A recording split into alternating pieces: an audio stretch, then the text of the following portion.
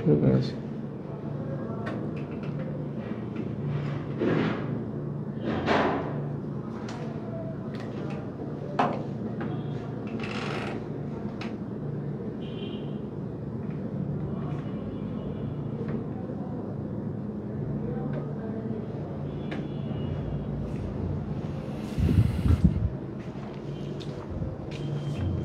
আসসালামু আলাইকুম এভরিওয়ান, সবাইকে আজকের লাইভ ক্লাসে স্বাগতম। যারা যারা জয়েন করেছো, কে কোথা থেকে ভিডিওটি দেখছো জানিয়ে দাও, অ্যান্ড বন্ধুদেরকে কষ্ট করে একটু শেয়ার দিয়ে দাও ভিডিওটা, যাতে সবাই দেখতে পারে।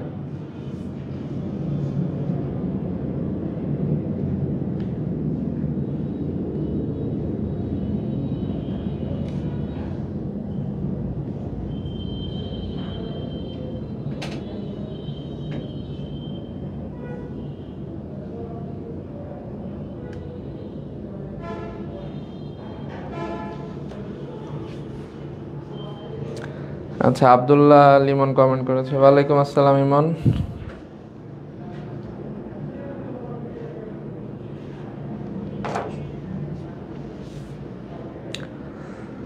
ওয়ালাইকুম আসসালাম সামি।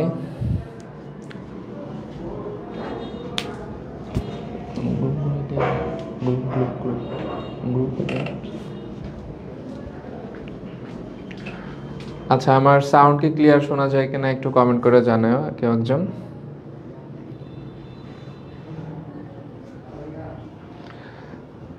আর আমাদের হচ্ছে ওয়াইফাইয়ের সমস্যার জন্য লাস্ট একটা দুইটা লাইভ ক্লাস হয় নাই, তো ইনশাল্লাহ এখন থেকে আবার কন্টিনিউ লাইভ ক্লাস হবে শিডিউল অনুযায়ী।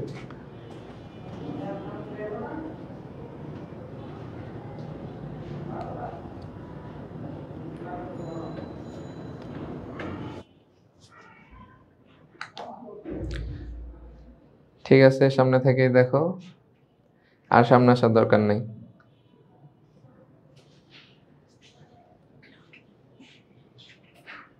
আচ্ছা, সামি আজ করছে আইসিটি ক্লাস মিস কেন? এটাই মাত্র বললাম, ওই যে আমাদের হচ্ছে ওয়াইফাই ওয়ালা অনেক ভালো, তো তো খালি দুষ্টামি করে আর কি, এর জন্য আর কি সমস্যা হয়েছে। ইনশাল্লাহ এখন ঠিকঠাক করা হয়েছে, আশা করি সমস্যা হবে না। আচ্ছা, সাউন্ড ঠিক আছে, তাহলে আমরা ক্লাস শুরু করে দিই। আচ্ছা, তো আমরা হচ্ছে লাস্ট ক্লাসে হচ্ছে গুণগত রসায়নের লেকচার 1 দেখছিলাম, আজকে হচ্ছে আমরা লেকচার 2 দেখব। তো আজকে লেকচার 2 আমরা বেশি কিছু পড়াবো না, খুব অল্প জিনিসপাতি পড়াবো, বাট যতটুকুই পড়াবো এটা আর কি একটু কমপ্লিকেটেড কি হিসাবে, মানে এটা যে ক্যালকুলেশন গুলো আছে এটা আর কি সবসময় সবার সমস্যা হয়ে থাকে। তো যারা এই ধরনের ম্যাথ আগে করেছো তারা এটা হচ্ছে আবার একটু ওভারভিউ করে নিতে পারো, আর যারা ফার্স্ট টাইম করবা তারা একটু ভালো করে আজকের ক্লাসটা কইরো, ঠিক আছে? না হলে এখানে যে ইউনিট জনিত যে সমস্যা আছে ওইটা আর কি অনেক প্রবলেম করবে। তো আমি সাজেস্ট করব যারা হচ্ছে ক্লাসটা করতেছো, কষ্ট করে হচ্ছে আপনাদের যে হচ্ছে ক্যালকুলেটর আছে, ক্যালকুলেটর নিয়ে একটু বসেন, কারণ আমরা আজকে অনেক ম্যাথমেটিক্যাল জিনিস করব, বলতে গেলে সবই ম্যাথ। তো ক্যালকুলেশনেই সবচেয়ে বেশি সমস্যা হয়। তা আপনারা যদি হচ্ছে ক্যালকুলেটরে ম্যাথগুলো আমার সাথে সাথে করে অ্যান্সারগুলো মিলিয়ে ফেলতে পারেন, তাহলে বুঝতে পারবেন যে আজকের ক্লাসটা আপনারা বুঝতে পারছেন। ওকে, তাহলে চলেন শুরু করি আমরা দেরি না করে। আচ্ছা, তো আমাদের হচ্ছে আজকের যে টপিকটা সেটা হচ্ছে গিয়ে আমাদের ফার্স্ট যে টপিকটা আছে এখানে কি বলছে, এনতম স্তরের শক্তি বা ইলেকট্রনের শক্তি। আচ্ছা, এই জিনিসটা কি? তো আমরা যদি এখানে সিম্পল ভাষায় বলি যে আমাদের এটা হচ্ছে একটা নিউক্লিয়াস, তো এটা হচ্ছে আমাদের প্রথম শক্তি স্তর, এটা হচ্ছে দ্বিতীয় শক্তি স্তর। তো এই প্রথম শক্তি স্তরের এই জায়গাতে আমাদের হচ্ছে একটা ইলেকট্রন আছে। ওকে, এই জায়গায় একটা ইলেকট্রন আছে।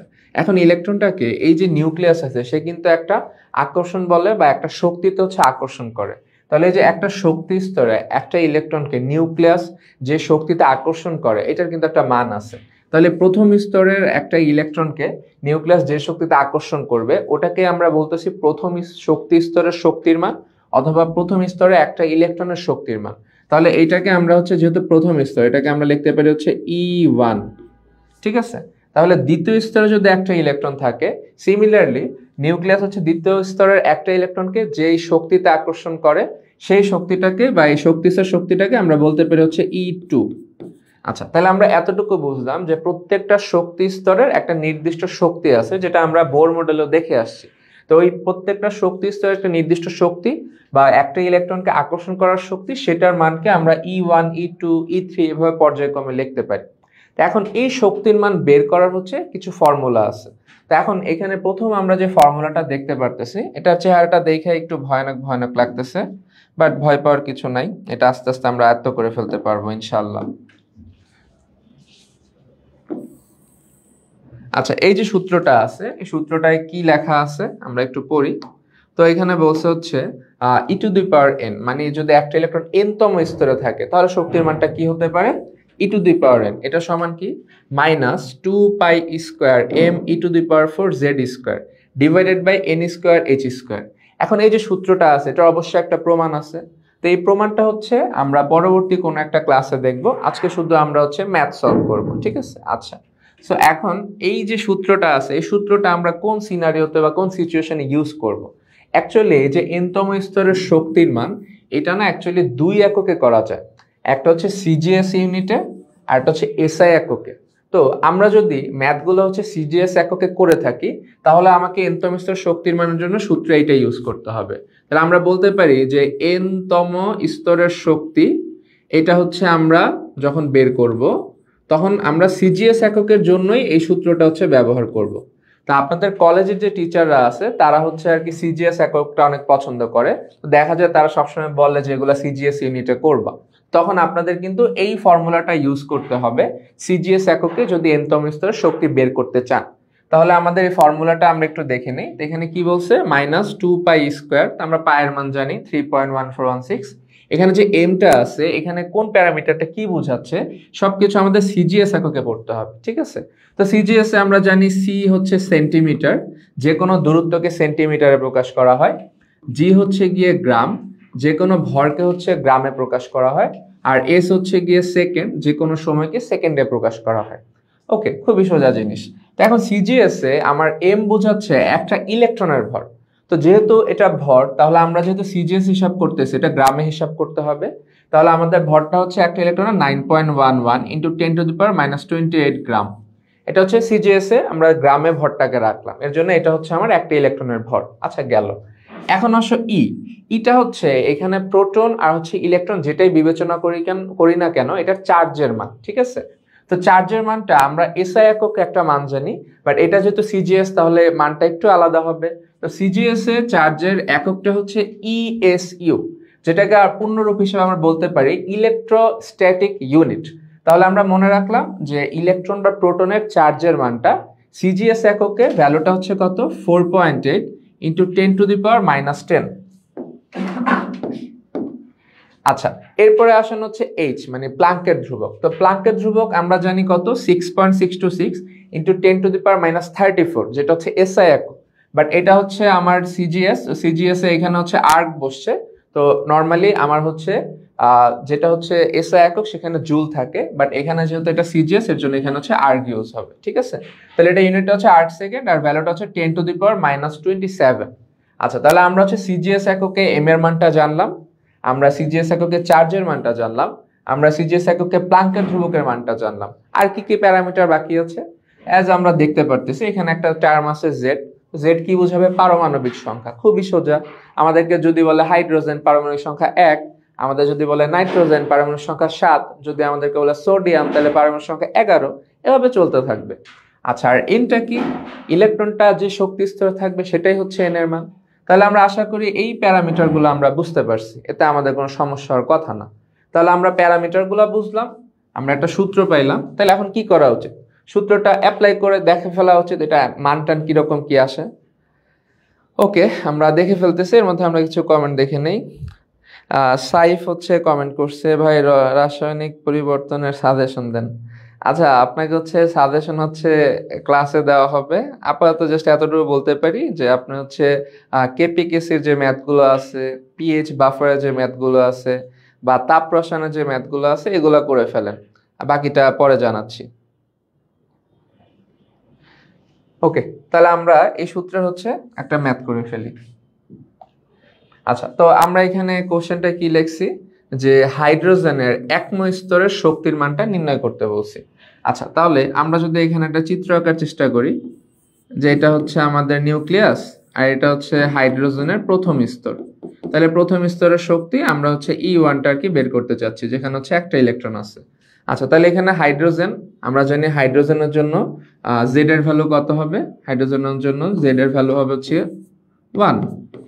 আচ্ছা, এরপরে বলছে হাইড্রোজেনের হচ্ছে প্রথম স্তর, তাহলে এন এর ভ্যালু কত হবে? 1। তাহলে জেড এর ভ্যালু 1 আর হচ্ছে এন এর ভ্যালু 1, আর বাকি ভ্যালুগুলো আমাদের এখানে দেওয়া আছে, আমরা এটা দেখে দেখে বসায় দিতে পারবো। তো এখন যেহেতু এটা প্রথম স্তরে আছে, তাহলে আমার কি ই এন লেখা উচিত নাকি E1 লেখা উচিত? অবশ্যই E1। দ্বিতীয় স্তর হলে আমরা লিখবো E2। তাহলে এটা প্রথম স্তর, আমরা লিখে ফেললাম হচ্ছে E1। আচ্ছা ঠিক আছে, এখন আমরা হচ্ছে সূত্রটা আগে একবার এখানে লিখে নেই, পরে আমরা মানগুলো বসাচ্ছি। এখানে একটু ছোট দেখাচ্ছে তো আপনাদের হয়তো দেখতে সমস্যা হতে পারে। তাহলে হচ্ছে 2π² m e⁴ z² divided by n² h²। আচ্ছা ফাইন, তাহলে আমরা এখন মানগুলা বসাই।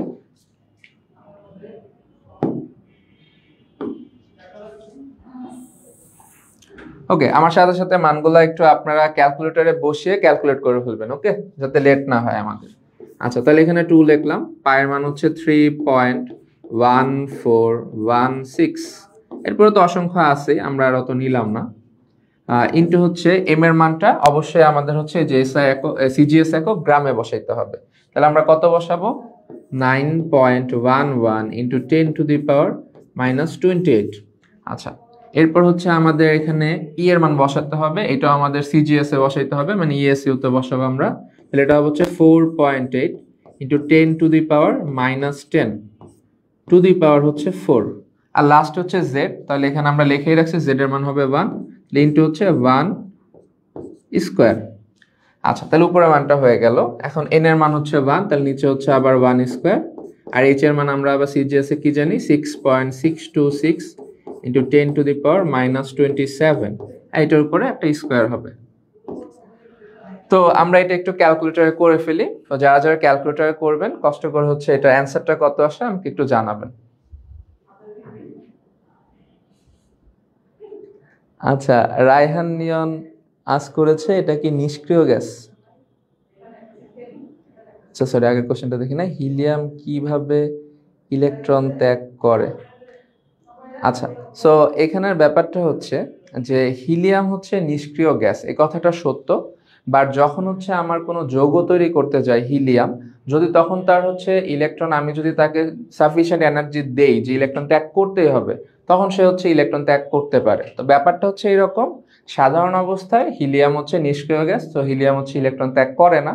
বাট তাকে তুমি যদি এনার্জি দিয়ে ফোর্স করে ইলেকট্রন ত্যাগ করাইতে, যে কোনো একটা কন্ডিশনে, তাহলে সে অবশ্যই ত্যাগ করবে। এটা সবগুলো মৌলের জন্যই সত্য। নিষ্ক্রিয় গ্যাস হলে সাধারণত তার ইলেকট্রন ত্যাগ করতে চায় না, বাট আমি যদি ফোর্স করি তাহলে অবশ্যই ইলেকট্রন ত্যাগ করবে। লাইক আমরা হচ্ছে নিষ্ক্রিয় গ্যাসের কিন্তু অনেক যৌগ দেখে এসেছি, লাইক হচ্ছে জেনন, F4 বা F6, এই ধরনের যৌগ কিন্তু দেখছি। তাহলে এটা নিষ্ক্রিয় গ্যাস হলে এটা কিন্তু যৌগই গঠন করার কথা না, বাট স্টিল কিন্তু যৌগ তৈরি করে। তো সার্টেন কন্ডিশনে করতেই পারে, এটা কোনো ব্যাপার না।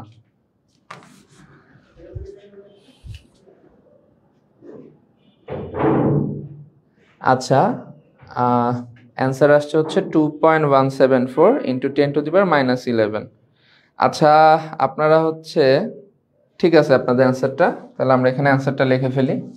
আমাদের অ্যান্সারটা আসছে হচ্ছে এখানে মাইনাসটা সামনে আছে, তাহলে মাইনাস সহ হবে 2.174 ইন্টু 10⁻⁻11। আচ্ছা, আর এখানে দেখেন আমরা বের করতেছি হচ্ছে শক্তি। তো সাধারণত এসআই এককে শক্তির যে এককটা হয় সেটা হচ্ছে জুল, বাট আমরা যেহেতু সিজিএস এ করতেছি তাহলে অ্যান্সারটাও সিজিএস এ আসবে।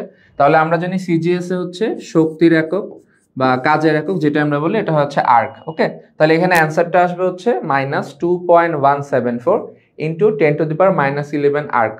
আচ্ছা, আশা করি আপনারা এটা বুঝতে পারছেন। এখন যদি কারো মন চায় যে না আমি এটা আর্কে দেখাইতে চাই না, আমি হচ্ছে জুলে দেখাবো, তাহলে আমরা কি করতে পারি? তো এটার জন্য আমাদের একটা সম্পর্ক জানতে হবে। তো সম্পর্কটা কি? যে 1 joule is equal to 10⁻7 arc.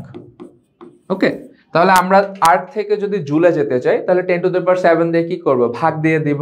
তো ভাগ দিলে আমাদের এই ভ্যালুটা আসবে হচ্ছে -2.174 ইন্টু 10⁻⁻18 জুল। মানে এই ভ্যালুটাকে জাস্ট আমরা হচ্ছে 10⁻7 দিয়ে ভাগ দিলে এটা 10⁻18 হয়ে যাবে। তো তাহলে এই হচ্ছে আমাদের হাইড্রোজেনের প্রথম স্তরের শক্তির মান। তাহলে এইভাবে আমরা এই সূত্র ব্যবহার করে খুব সহজে সিজিএস এককে হাইড্রোজেনের প্রথম স্তরের শক্তির মানটা পেতে পারি। বাট অবশ্যই যেহেতু সিজিএস, তাহলে এটা আমরা হচ্ছে আর্গে পাবো, জুলে পাবো না। এই জিনিসটা আমাদের মনে রাখতে হবে। তো পরবর্তীতে যদি দরকার হয় আমরা আর্গকে কনভার্ট করে জুলে নিয়ে নিব। ওকে, আশা করি এতটুকু আপনারা বুঝতে পারছেন। ওকে, রায়হান রিয়না একটা কমেন্ট করছে, যদি হিলিয়াম আলফা কণা হয় তবে আর্গন কেন আলফা কণা নয়? আচ্ছা, তো এইখানে আমাদের হচ্ছে আলফা কণা এই জিনিসটা আমাদের কি থেকে তৈরি হয় এটাকে আমাদের বুঝতে হবে।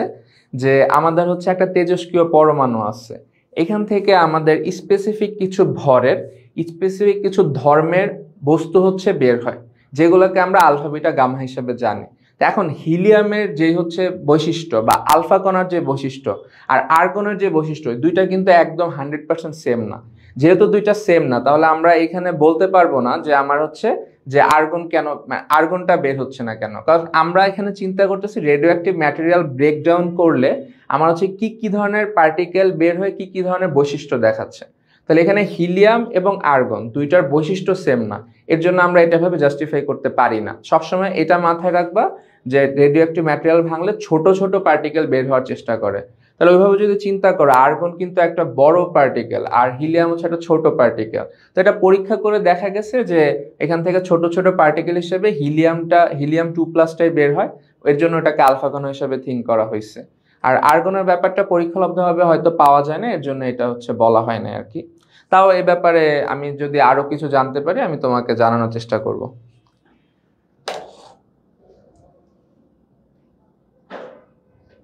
আচ্ছা, আলিফ সম্রাট কষ্ট করে অ্যান্সারটা বের করছো। হ্যাঁ, আমি দেখতে পারছি দুজনেরটাই ঠিক আছে, এখন নাম নিয়ে নিলাম। আচ্ছা ঠিক আছে, তাহলে আমরা এটা বুঝতে পারছি। আমরা তাহলে পরবর্তী স্লাইডে চলে যাই। আচ্ছা, পরবর্তী স্লাইডে দেখো, নতুন স্লাইড নতুন সূত্র। তাহলে এখন সূত্র কয়টা হয়ে গেল? দুইটা হয়ে গেল। একটু আগে আমরা যে সূত্রটা শিখলাম এটার কম্বিনেশনটা এরকম ছিল, এইটা দেখো আরেকটু আলাদা। তো আলাদা কি, এখানে একটা এক্সট্রা টার্ম আছে যেটা হচ্ছে একটু আগে সূত্র ছিল না। তো এক্সট্রা টার্মটা কি? এক্সট্রা টার্মটা হচ্ছে এই যে এখানে এটা হচ্ছে ইপসাইলন নট একটা টার্ম আছে। ওকে, সো আগের সূত্র, এই সূত্রটা আমরা তাহলে একটু পড়ে ফেলি। এখানে আবার বলতেছে nতম স্তরের শক্তি হচ্ছে En, যেটা ইকুয়াল টু হচ্ছে -m(e⁴ z² divided by 8n² h² epsilon naught square. তাহলে এখন এই সূত্রটা কখন আমরা ইউজ করব? আমরা যদি চাই যে আমরা শক্তির মানটা হচ্ছে SI এককে বের করব, শুধুমাত্র এই সিনারিওতে আমরা হচ্ছে এই সূত্রটা ইউজ করতে পারি। তো আমি পার্সোনালি সাজেস্ট করি যে তোমরা হচ্ছে শক্তির মান বের করার ক্ষেত্রে এই সূত্রটাই ব্যবহার করো, কারণ এটা SI একক তো বেশি কনভিনিয়েন্ট আর কি, মানগুলো মনে রাখা একটু সহজ। আচ্ছা, তাহলে এই ইউনিটের ক্ষেত্রে আমার হচ্ছে কি কি ভ্যালু আছে বা কি কি মান আছে আমরা একটু দেখে ফেলি। তাহলে এখানে বলতেছে যে ভরের যে মানটা সেটা অবশ্যই হচ্ছে কেজিতে হবে। তাহলে ইলেকট্রনের ভরটা কত? 9.11 ইন্টু 10⁻31 কেজি। আচ্ছা, এরপরে আসে হচ্ছে ইলেকট্রন। তো ইলেকট্রন বা প্রোটন যেটাই বলি না কেন, তার চার্জের ভ্যালুটা হবে হচ্ছে 1.60 ইন্টু 10⁻19 কুলম। আচ্ছা, এরপরে আসে হচ্ছে এইচ মানে প্লাঙ্কের ধ্রুবক, এটার ভ্যালুটা হচ্ছে 6.626 ইন্টু 10⁻34 জুল সেকেন্ড। একটু আগে ছিল কি আর্ক সেকেন্ড, এখন কি জুল সেকেন্ড। তাহলে দেখো ভ্যালুটা হচ্ছে -27 থেকে -34 হয়ে গেছে। তো ওই যে 10⁷ এর একটা গ্যাপ আছে, এভাবে কিন্তু চাইলে মনে রাখতে পারো। আচ্ছা, এরপরে হচ্ছে আমার হচ্ছে এখানে যেটা আছে এটা অ্যাকচুয়ালি হবে হচ্ছে ইপসাইলন নট। আচ্ছা, ইপসাইলন নট জিনিসটা কি? ইপসাইলন নটটা হচ্ছে মাধ্যমের ভেদনযোগ্যতা। তো আমরা এই জিনিসটা হচ্ছে স্থির তড়িতে হয়তো পড়ে আসছি বা তোমরা হচ্ছে ফিজিক্স বইয়ে পড়বা, যে আমার হচ্ছে একটা যদি ধনাত্মক চার্জের বস্তু থাকে আর একটা যদি ঋণাত্মক চার্জের বস্তু থাকে, আমরা যদি এর মধ্যে হচ্ছে আকর্ষণ হয়, আর যদি হচ্ছে দুইটাই ভিন্নধর্মী হয় তাহলে হচ্ছে বিকর্ষণ হয়। এই আকর্ষণ বা বিকর্ষণ বিভিন্ন মাধ্যমে বিভিন্ন রকম হয়, অর্থাৎ মাধ্যমের উপরে এই আকর্ষণ বলটা হয় বৃদ্ধি পায় না হলে হচ্ছে হ্রাস পায়। তো এইটার জন্য আমরা একটা একক ইউজ করি, ওইটাকে আমরা বলি মাধ্যমের ভেদনযোগ্যতা। তো আমরা এখানে একটা ভ্যালু লিখে রাখছি, এটা অ্যাকচুয়ালি হচ্ছে শূন্য মাধ্যমের ভেদনযোগ্যতা। কোন মাধ্যমের? শূন্য মাধ্যমের।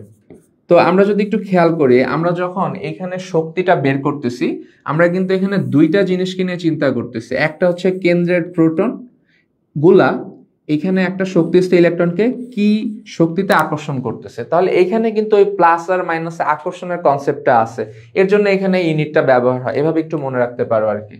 আচ্ছা, তো এখন এইটা হচ্ছে শূন্য মাধ্যম হিসাব করা হয়েছে। তো শূন্য মাধ্যমের ভ্যালুটা হচ্ছে কত? 8.85 ইন্টু 10⁻⁻12। আচ্ছা, আর কারো যদি এখানে ইউনিটটা মনে না থাকে তাহলে এটা একটু আলাদাভাবে বের করতে পারো। কিভাবে? আমরা হচ্ছে কুলম্বের সূত্রটা যদি একটু দেখি, এটা ছিল এরকম 1/4 পাই epsilon not Q1 Q2 by হচ্ছে আর স্কোয়ার। ওকে, তো আমরা এখান থেকে যদি শুধুমাত্র চাই যে আমরা হচ্ছে ইপসাইলন নটের এককটা বের করব, তাহলে ইপসাইলন নটটাকে আমরা এই পাশে নিয়ে আসি। তাহলে এটা কি হয়ে যাবে? 1/4 পাই এফ Q1 Q2 বাই হচ্ছে আর স্কোয়ার। এখন আমরা যদি ইউনিটগুলো একটু বসায় দিই তাহলে আমাদের কি আসে? এখানে 1/4 পাই এগুলোর তো কোনো ইউনিট নাই, বিকজ এগুলো ফিক্সড মান। তা আমরা জানি হচ্ছে বলের একক হয় হচ্ছে নিউটন, আর এখানে হচ্ছে চার্জের একক এসে একক কুলম, তাহলে কুলম গুণ কুলম এটা হবে হচ্ছে কুলম্ব স্কোয়ার। আর ব্যাসার্ধ হয় হচ্ছে মিটার, তাহলে এটা মিটার স্কোয়ার। তাহলে আমরা ইউনিটটা কি পাবো? Coulomb square per newton per metre square. তাহলে দেখো এই ইউনিটটা এখানে আছে। তো কারো যদি ইউনিট মনে না থাকে এভাবে একটু বের করে নিতে পারো। আচ্ছা, ভ্যালুটা একটু মনে রাখতে হবে। তো এখানে শূন্য মাধ্যমের জন্য ভ্যালু এটা, যদি মাধ্যম চেঞ্জ হয় তাহলে এটার মান কিন্তু অবশ্যই চেঞ্জ হবে। এটার সাথে একটা পরাবৈদ্যুতিক ধ্রুবক কে হচ্ছে গুণ হবে মাধ্যম হিসেবে। আচ্ছা, তাহলে আমরা ইপসাইলন নটটা বুঝতে পারলাম। দেন আমাদের আগের মতো জেড কি? পারমাণবিক সংখ্যা, হাইড্রোজেন বললে 1, হিলিয়াম বললে 2, দ্যাটস ইট। আর এন কি? যে তো শক্তি স্তর, যততম শক্তি স্তর। আচ্ছা ঠিক আছে, তাহলে আমরা এই যে একটা সূত্র শিখলাম, আবার আমরা সেম এই সূত্রটাকে অ্যাপ্লাই করে ফেলবো। তাহলে একটা ম্যাথ করে ফেলি ছোটখাটো। আচ্ছা, একজন কমেন্ট করেছে হচ্ছে লেখা বোঝা যায় না ভালোভাবে। প্রবাবলি নেটে হয়তো একটু সমস্যা, পরবর্তীতে দেখে নিও, বা আমরা হচ্ছে এইটার যে পিডিএফ স্লাইডটা আছে সেটা দিয়ে দিব। আপাতত আমি কি বলি সেটা একটু শোনার চেষ্টা করো, পিডিএফ স্লাইডটা দেখে নিতে পারবা, সমস্যা নেই। আচ্ছা ঠিক আছে, তাহলে আমরা এখন এই ম্যাথটা একটু দেখি। তো এখানে আমাদের আবার সেম কোশ্চেনই, হাইড্রোজেনের এক স্তরের শক্তি বের করো, বাট এবার কিন্তু আমরা এসআই এককে চিন্তা করতেছি। তাহলে আমাদের শক্তি এককটা কি আসা উচিত? যেহেতু এসআই একক তাহলে জুলে আসবে। আচ্ছা চলো ম্যাথটা করে ফেলি। তাহলে এখানে আমরা সেম, যেহেতু আমরা এখানে বলতে পারি যে এটা হচ্ছে হাইড্রোজেন আছে, তাহলে এটা জেড হবে হচ্ছে 1, আর প্রথম স্তর তাহলে এনটা কত হবে? 1 হবে। আচ্ছা ঠিক আছে, তাহলে এখানে আমরা লিখলাম হচ্ছে প্রথম স্তর, সেটাকে E1 লিখলাম। এখন আমরা একটু ভ্যালুগুলো লিখে ফেলি। তাহলে এখানে প্রথমত হচ্ছে মাইনাস এম এর ভ্যালু বসবে। তাহলে এম এর ভ্যালুটা কি? যেটা এসআই এককে আছে 9.11 ইন্টু 10⁻31। আচ্ছা, এরপরে আছে হচ্ছে e⁴। তাহলে আমাদের হচ্ছে এখানে যে চার্জের ভ্যালু আছে এটা বসাইতে হবে 1.60 ইন্টু 10⁻⁻19⁴। আচ্ছা, লাস্ট হচ্ছে জেড স্কোয়ার। তাহলে এখানে আমার জেড এর মান হচ্ছে 1, তাহলে আমরা এখানে বসাইলাম হচ্ছে 1 স্কোয়ার। Okay fine. এরপর হচ্ছে আমাদের নিচে হচ্ছে 8 আছে, এটা প্রথম স্তর, সো এন এর মান হচ্ছে 1, তাহলে 1 স্কোয়ার। এরপর হচ্ছে আমার এইচ এর ভ্যালু আমরা হচ্ছে যে এখানে যেটা জুল সেকেন্ডে আছে এসআই এককের সেটা বসাইতে হবে। তাহলে এটা কত? 6.626 ইন্টু 10⁻⁻34, আর পুরোটা উপরে একটা স্কোয়ার আছে। আর লাস্টলি হচ্ছে ইপসাইলন নট, তাহলে এটা হচ্ছে 8.85 ইন্টু 10⁻⁻12, এইটার উপরে একটা স্কোয়ার আছে। সো এটা আর কি আমরা ক্যালকুলেট করে ফেলবো। তো যারা যারা ক্যালকুলেটর নিয়ে বসে আছেন কষ্ট করে এটা একটু ক্যালকুলেট করে ফেলেন, করে জানান অ্যান্সারটা কি আসে।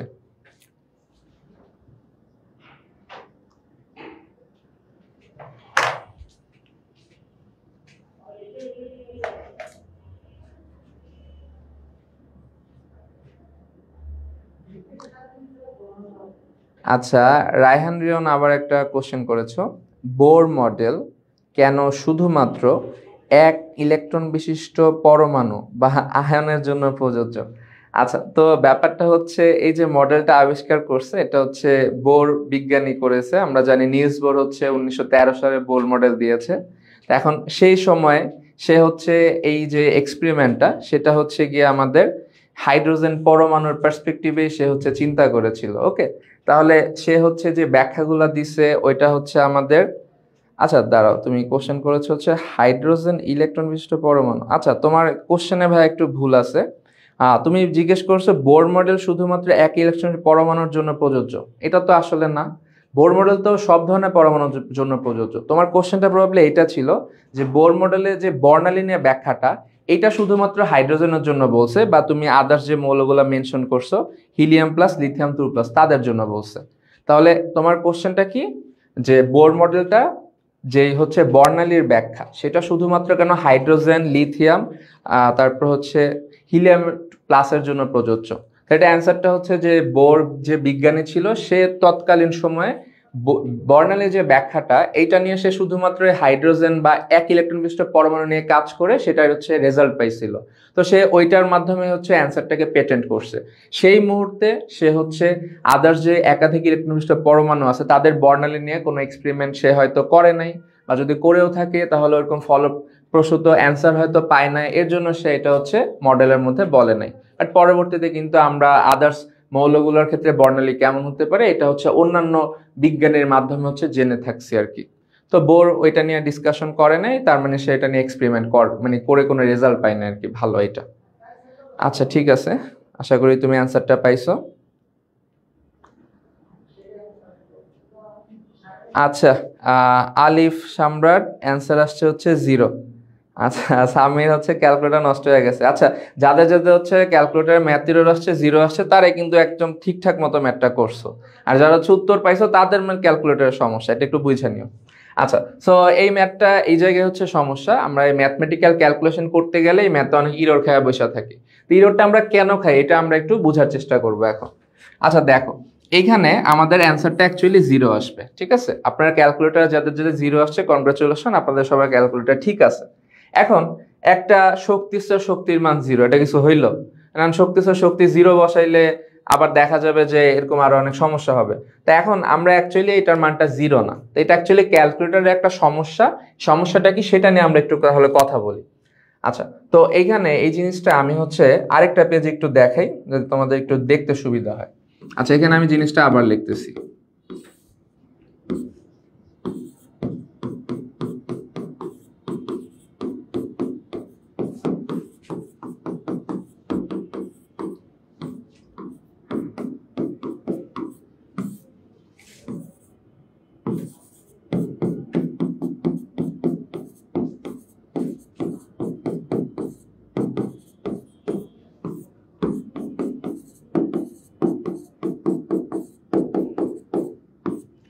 ওকে ঠিক আছে, এবার আমরা একটু দেখি এখানে আসলে সমস্যাটা কি হয়েছে। তো ক্যালকুলেটরগুলার একটা হচ্ছে ফিচার বলতে পারো, সে হচ্ছে 10⁻⁻99 পর্যন্ত যদি কোনো ভ্যালু পায়, এত ক্ষুদ্র যদি ভ্যালু পায় সেটা হচ্ছে ক্যালকুলেটর শো করতে পারে। বাট এর চেয়েও যদি কোনো ছোট ভ্যালু চলে আসে ক্যালকুলেটর সেটা আর কি শো করতে পারে না। তো ক্যালকুলেটর কি করে, এর চেয়ে ছোট ভ্যালুকে 0 কনসিডার করে অ্যান্সার 0 দেখা দেয়। তো আমরা যদি এরকম বলি যে এখানে যদি ক্যালকুলেটরে এমন কোনো টার্ম আসে যে 10⁻⁻101, সে কি করবে, এটা টেন্স টু হচ্ছে 0 শো করবে। তো অ্যাকচুয়ালি এখানের ক্যালকুলেশন কিন্তু সেম কাজ হয়েছে, যেহেতু আমরা এই পুরো ক্যালকুলেশনটা ক্যালকুলেটরকে একবার ফিট করছি। তো এখানে দেখো আমার হচ্ছে এই যে পাওয়ারটা এটা কত আছে 10⁻31, তাহলে আমরা এটা ধরো পিক করলাম 10⁻31। আর যদি আমরা এই পাওয়ারটা খেয়াল করি এটা কত 10⁻19⁴, তাহলে 19কে 4 দিয়ে গুণ করলে কত পাবা, 76 এর মতো পাবা। তাহলে এটা কত পাবা 10⁻76। তাহলে আমরা যদি শুধুমাত্র এখানে উপরের এই দুইটা টার্মকে নিয়ে কাজ করি তাহলে এই দুইটা হচ্ছে গুণ করলে কত পাবা 10⁻−107। তাহলে একটু কি বললাম যে আমাদের যে ক্যালকুলেটর গুলো আছে তাদের একটা লিমিটেশনস আছে, যে তারা 10⁻99 পর্যন্ত ছোট ভ্যালু শো করতে পারে, এর চেয়ে যদি কোনো ছোট ভ্যালু আসে তাহলে ওটাকে 0 শো করে। তাহলে এইখানে দেখো উপরের টার্ম এই দুইটা গুণ করলে 10⁻107 চলে আসতেছে। তাই ক্যালকুলেটরের কাছে কি এটা খুবই ছোট ভ্যালু, তাহলে সে এটা কি করতে পারবে না, সলভ করতে পারবে না, সে অ্যান্সার দিয়ে দিবে 0। এই হচ্ছে অ্যাকচুয়ালি কাহিনী। তাহলে এখন এটার উত্তর যদি আমরা এইভাবে 0 আনি আর যদি লেখা দিই ক্যালকুলেটর স্যার আসে না আমি কি করবো, তাহলে তো হবে না। তাহলে আমাদের এটা একটা উপায় বের করতে হবে কিভাবে করা যায়। ছোটবেলায় আমরা একটা কাজ করতাম, সেটা কি, যে কোনো ক্যালকুলেশন যদি বড় হইতো আমরা এটাকে পার্ট পার্ট করে করতাম বা ভেঙে ভেঙে করতাম হিসাবের সুবিধার্থে। তা আমরা এখন আবার ছোটবেলায় ফিরে যাব, আমরা এক্স্যাক্টলি সেম ভাবে এটা করার চেষ্টা করব। ওকে আচ্ছা, তো চলো আমরা এখানে একটা অংশ ছোট ছোট অংশে দুইটা অংশে ভাগ করে ফেলি। তো দেখো আমরা হচ্ছে এই যে প্রথম অংশটা আছে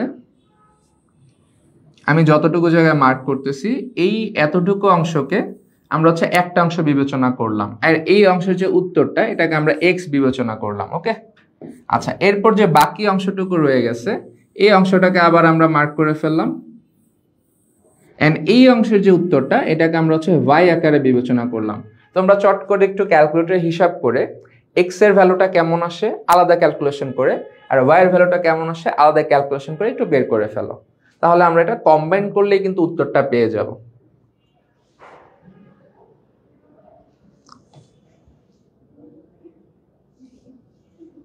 আচ্ছা, রায়হান রিয়ন বলেছো বেশি প্রশ্ন করলে আশা করছি বিরক্ত হবেন না।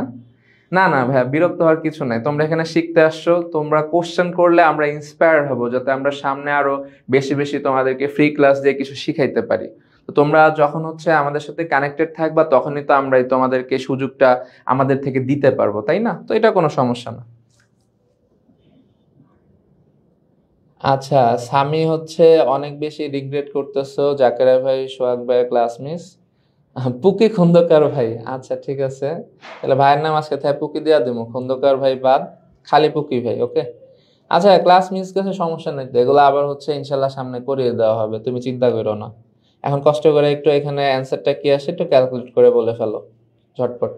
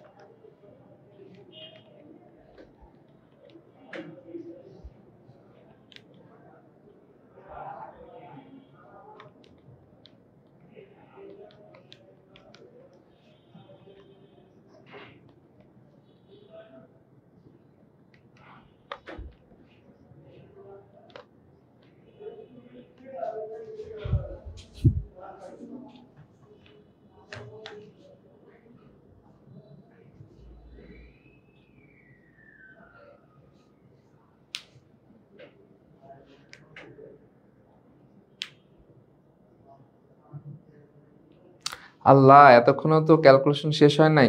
আচ্ছা ঠিক আছে, আমি তাহলে এখন লিখে ফেলি, তোমরা তাহলে করতে থাকো, করে কত আসে আমাকে জানাও। আচ্ছা, এখানে প্রথমে একটা মাইনাস আছে, তো মাইনাসটা আমরা লিখে ফেললাম। তো এখানে হচ্ছে এক্স এর যে ভ্যালুটা আসে, মানে এই যে এই অংশটুকু ক্যালকুলেট করে, শুধুমাত্র এই যে মার্ক করা অংশটুকু এটা ক্যালকুলেট করে যেটা আসে সেটা হচ্ছে গিয়ে 2.59 ইন্টু 10⁻35, এটা হচ্ছে শুধু এক্স অংশটুকুর ভ্যালু, ওকে। তো একইভাবে আমরা হচ্ছে ওয়াই অংশটা ক্যালকুলেট করে ফেলি। আচ্ছা, আলিফ সম্রাট হচ্ছে এক্স এর মান বলছো, হ্যাঁ তোমারটা ঠিক আছে। আর আব্দুল্লাহ ইমন কি এক্স এর মান বলছো না ওয়াই এর? যেটাই কও দুইটাই ভুল হয়েছে, আবার ক্যালকুলেশন করো। কি মিয়া, ডিসি এর তো মানে তো রাখতেছো না, তাড়াতাড়ি করো।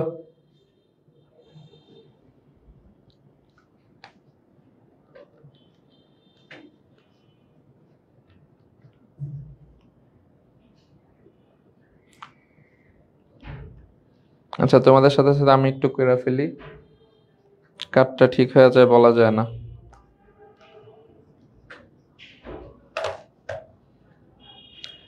আচ্ছা, এরপরের যে y অংশটা আছে এটার অ্যান্সারটা আসবে হচ্ছে 8.37 ইন্টু 10⁻⁻54। তাহলে দেখো আমরা হচ্ছে x পেয়ে গেলাম, y পেয়ে গেলাম, তো দুইটাকে গুণ দিলে আমরা একটা উত্তর পেয়ে যাব। তো এটা গুণ দিলে আমরা যে উত্তরটা পাবো সেটা হচ্ছে গিয়ে -2.17 ইন্টু 10⁻⁻18। এটা হয়তো 2.16 সামথিং আসতে পারে, তো এটা 17 ধরে নিলাম। এই দুইটা গুণ করলে এই ভ্যালুটাই আসবে, বিশ্বাস না করলে তোমরা করে দেখতে পারো। 18 জুল। জুল কেন আসবে? কারণ আমরা এসআই একক হিসাব করছি, তাহলে এইটাই হচ্ছে আমাদের E1 এর ভ্যালু, ওকে।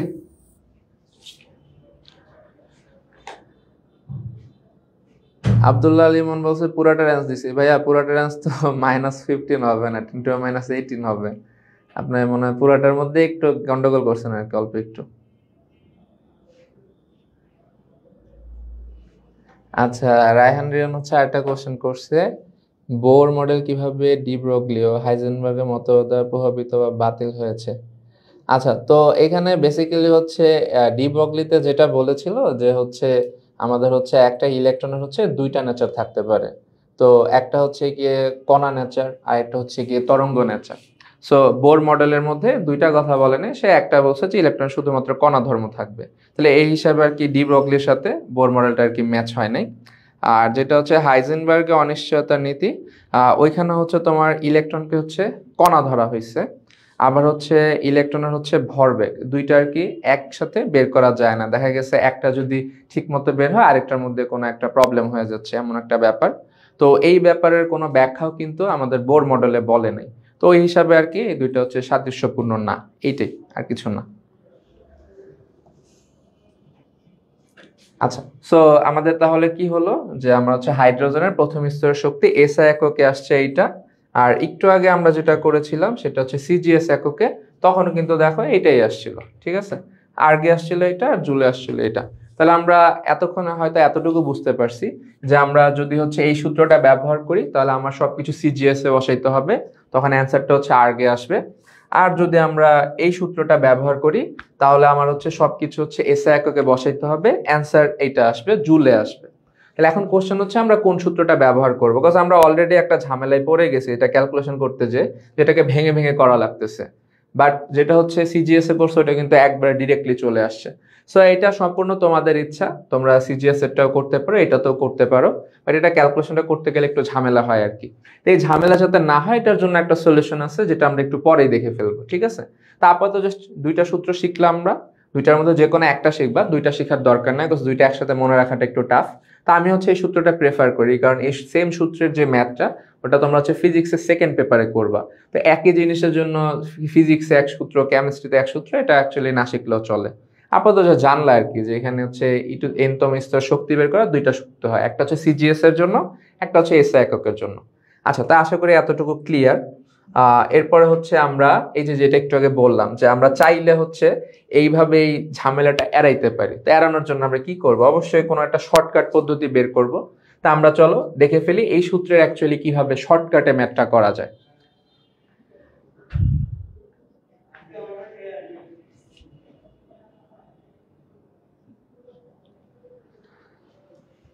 ওকে, তো আমরা শর্টকাটটা তাহলে একটু দেখে ফেলি। এখানে হচ্ছে আমাদের এনতম স্তরে যে সূত্রটা আমরা একটু আগে লিখলাম এসআই এককে, সেটাই লেখা আছে।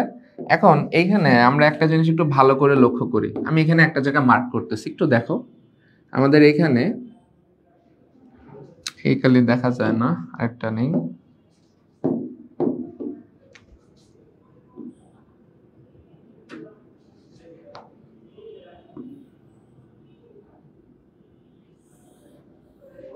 আমরা এই মার্ক করা অংশটা একটু খেয়াল করি। এখানে এম আসছে, এমটা কি, ইলেকট্রনের ভর, ফিক্সড। ই কি, ইলেকট্রন বা প্রোটনের charge, fixed. 8 fixed value.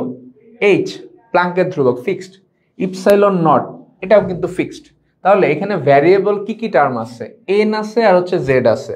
Apart from this যতটুকু যে আমরা মার্ক করছি এটা কিন্তু ফিক্সড। আর এতটুকুর মান কিন্তু আমরা অলরেডি বের করছি। কিভাবে, আমরা যদি এই সূত্রটা দিয়ে একটু নোটিস করি, এখানে দেখো আমাদের হচ্ছে এই যে এই জায়গাটা, ঠিক আছে, এই জায়গাটা কিন্তু আমরা হচ্ছে জেড এর ভ্যালু বসাইছিলাম, ঠিক আছে। এই যে এটা মান বসাইছিলাম হচ্ছে জেড স্কোয়ার। আর এই যে এই জায়গাটা এটা হচ্ছে আমরা এন স্কোয়ার বসাইছিলাম।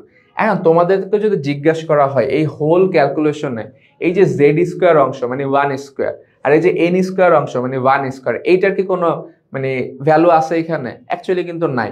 মানে এখানে এন স্কোয়ার জেড স্কোয়ার এই দুইটার ভ্যালু বসলেও যা, না বসলেও তা।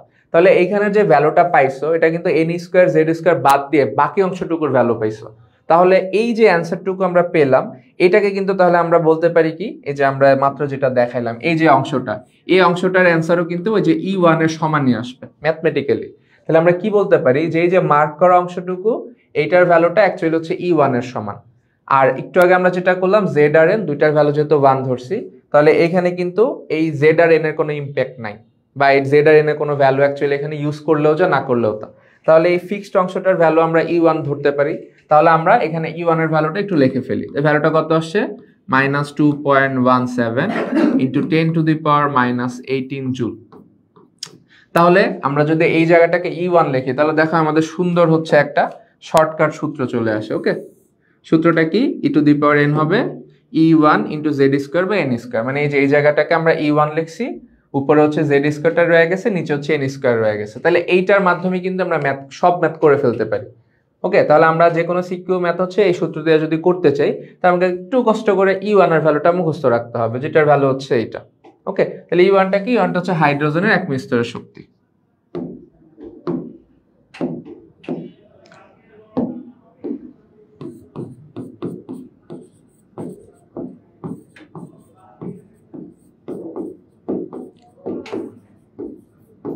ওকে, তো আশা করি আমরা এতটুকু বুঝতে পারছি যে আমরা এতক্ষণ যা কিছু শিখলাম সব আমাদের মনে না থাকলেও হবে।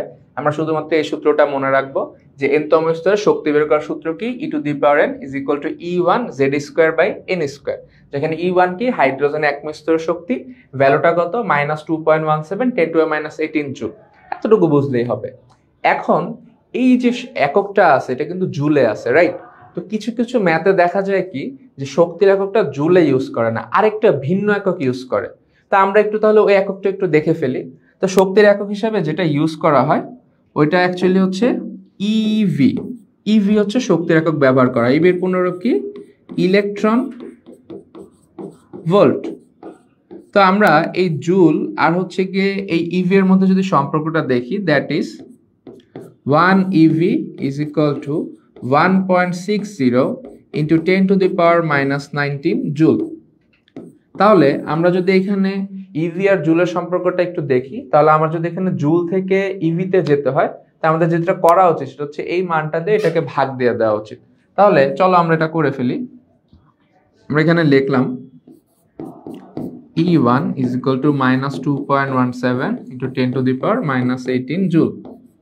এখন এটাকে আমরা হচ্ছে ভাগ দিয়ে দিলাম।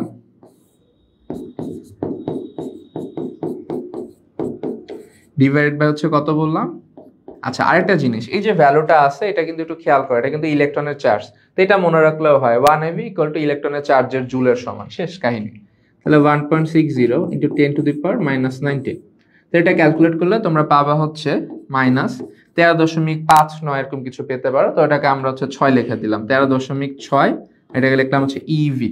তাহলে আমরা কি করলাম যে আমাদের হচ্ছে হাইড্রোজেন এক স্তরের শক্তি বা E1 এর ভ্যালুটা একবার হচ্ছে জুলে দেখলাম, একবার হচ্ছে ইভিতে দেখলাম। তাহলে এখন যার কাছে যে ভ্যালুটা কনভিনিয়েন্ট লাগে সে সেটা মুখস্থ করে ফেলবা।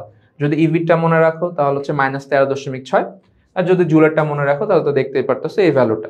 তা আমার মতে এটা একটু সোজা, কারণ এটা হচ্ছে 13.6 মনে রাখা ইজি, আর এরকম নেগেটিভ পাওয়ার মনে রাখাটা একটু টাফ। তো তোমরা যেটা করবা এটাই মনে রাখবা, জাস্ট মনে রাখবা ইভি থেকে জুলে যাওয়ার জন্য আমরা কি করব, ওই যে ইলেকট্রনের যে মান আছে চার্জের মান ওটা দিয়ে গুণ দিয়ে দিব, তাহলে হচ্ছে আমরা ইভি থেকে জুলে চলে যাব, শেষ হিসাব।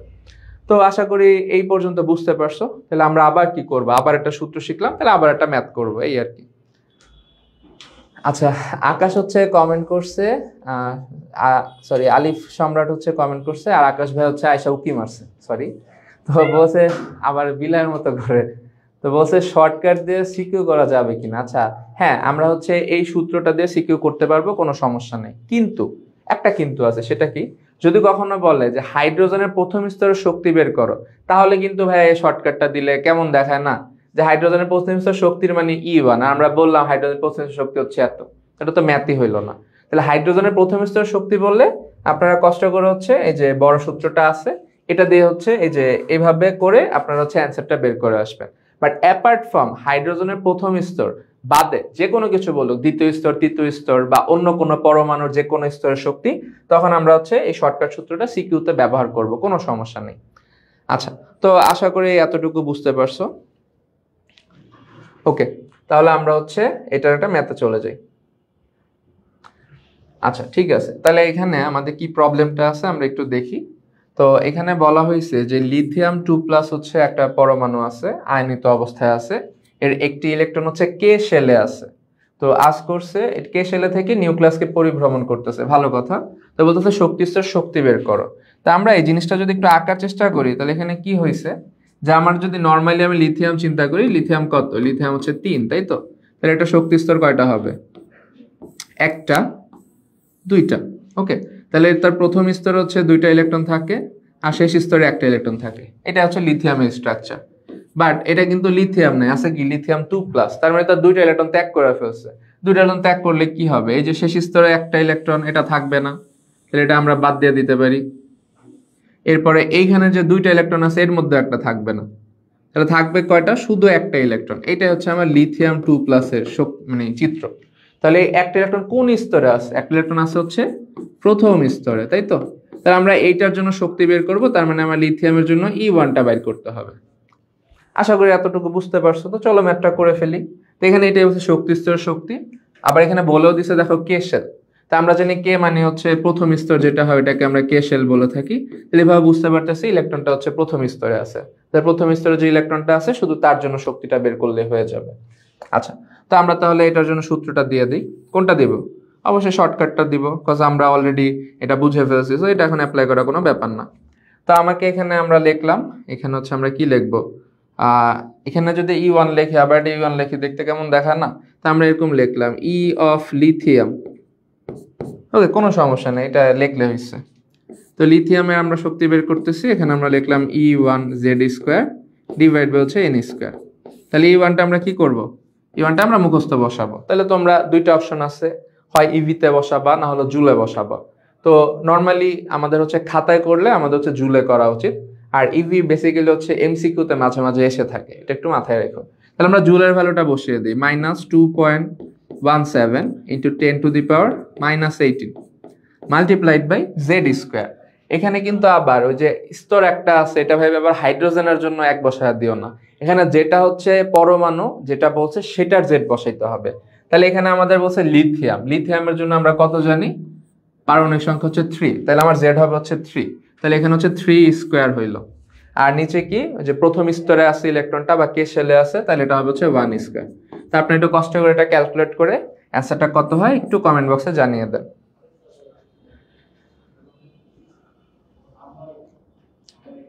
আচ্ছা, রায়হান রিয়ন হচ্ছে আরেকটা কোশ্চেন করছেন, বোর মডেল অনুসারে ইলেকট্রন এক স্তর থেকে অন্য শক্তি স্তরে স্থানান্তরিত হলে শোষিত বিষয়টি ইকুয়াল টু রিলেশন।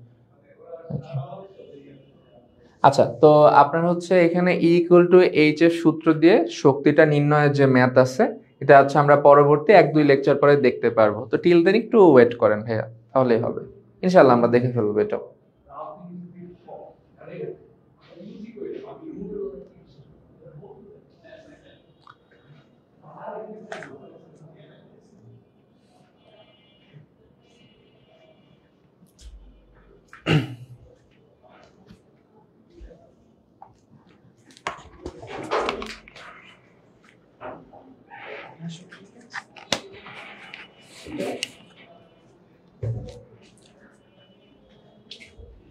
আচ্ছা, ইমনের উত্তর চলে আসছে, গুড।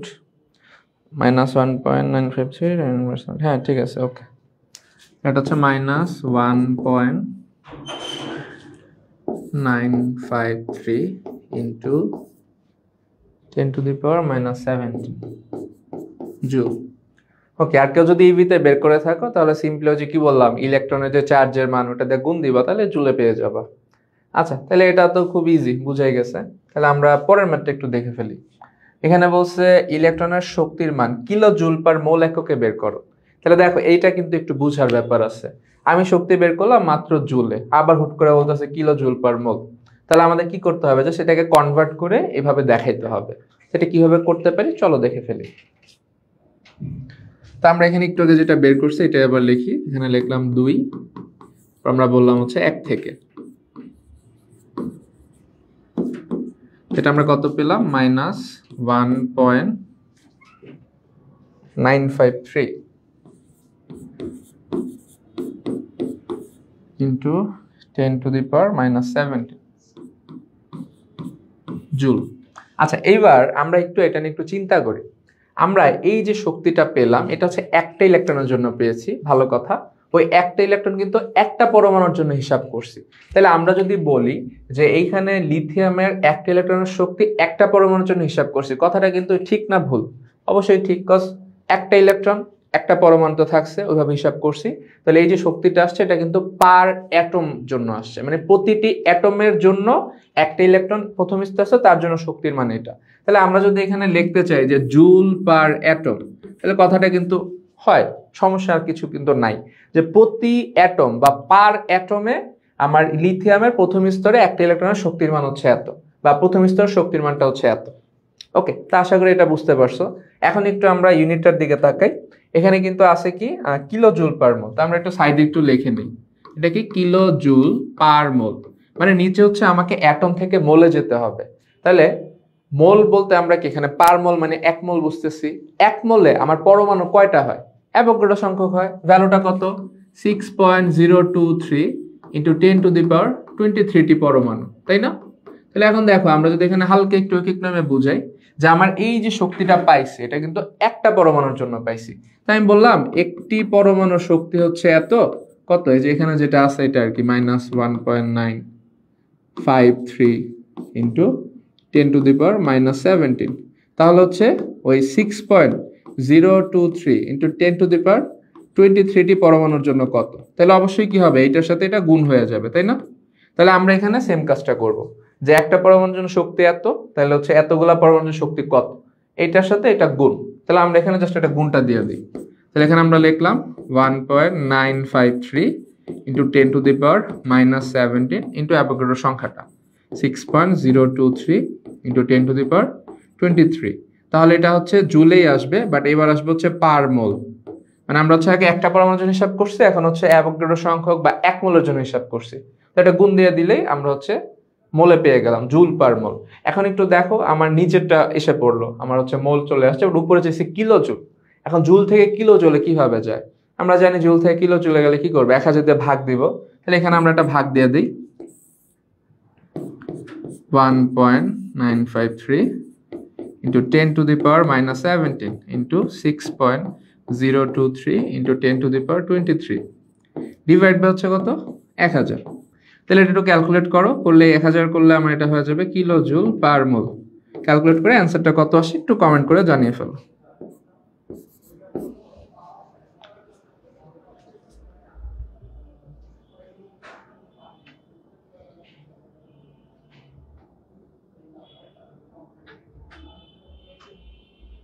আচ্ছা, রায়হান রিয়ন হচ্ছে বলছো 10টা কোশ্চেন নিয়ে বসছো। আচ্ছা, তুমি এক কাজ করো, সেটা হচ্ছে তুমি তোমার কোশ্চেনগুলো কমেন্ট বক্সে রেখে যাও। আমি ইনশাল্লাহ এগুলো সব হচ্ছে রিপ্লাই করে অ্যান্সার দিয়ে দিব, যাতে বাকিরাও দেখতে পারে। ঠিক আছে, সমস্যা নেই, তুমি তোমার কোশ্চেন করতে থাকো।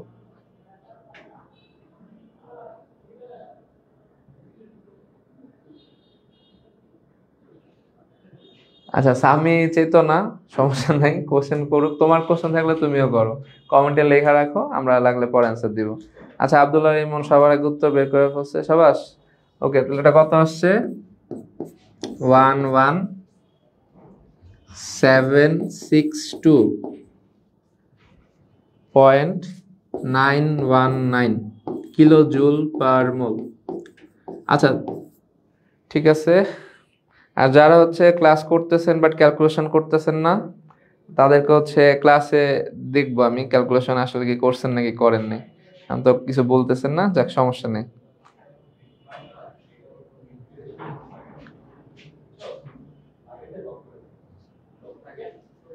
আচ্ছা, তাহলে আমরা অ্যান্সারটা পেয়ে গেলাম। তা আশা করি এই ম্যাথটা আমরা বুঝতে পারছি।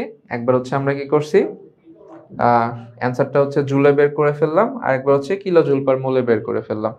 আচ্ছা, ঠিক আছে, আমরা তাহলে হচ্ছে পরবর্তী টপিকে চলে যাই। আচ্ছা, এখন আরেকটা ম্যাথ আছে, সেটা কি বলছে যে ক্যালসিয়ামের একটা ইলেকট্রন যদি চতুর্থ থেকে দ্বিতীয় স্তরে আসে তাহলে বিকিরিত শক্তির মানটা কত হবে? আচ্ছা, তো এটা আমরা একটু সাইডে দেখে ফেলি। আমাদের কাছে হচ্ছে ক্যালসিয়াম আছে এখানে, তো এটা হচ্ছে একটা স্তর, দুইটা, তিনটা, চারটা স্তর আমরা দিয়ে দিলাম। তাহলে এখানে বলতেছে ইলেকট্রনটা কোথা থেকে কই আসতেছে, আমাদের হচ্ছে চতুর্থ থেকে দ্বিতীয় স্তরে আসতেছে। তাহলে এটা হচ্ছে আমাদের n=4 মানে চতুর্থ স্তর, আর এটা হচ্ছে n=2 মানে দ্বিতীয় স্তর। তাহলে এখান থেকে এখানে আসছে। তাহলে এখানে কি হয়েছে, 4 থেকে 2 আসছে, মানে উচ্চ স্তর থেকে নিম্ন স্তরে আসছে। আমরা কি জানি, উচ্চ থেকে নিম্ন স্তরে আসলে শক্তি বিকিরিত হয়, আর নিম্ন থেকে উচ্চতে গেলে শোষিত। তাহলে এখানে যদি উচ্চ থেকে নিম্নে আসে, তাহলে এখানে একটা নির্দিষ্ট পরিমাণ শক্তি কি হবে, বিকিরিত হবে।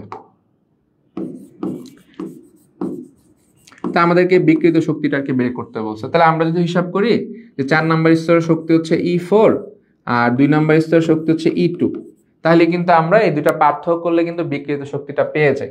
তাহলে আমাদের এখানে ডেলিটা কি হবে, ডেলিটা হবে হচ্ছে E2 মাইনাস E4।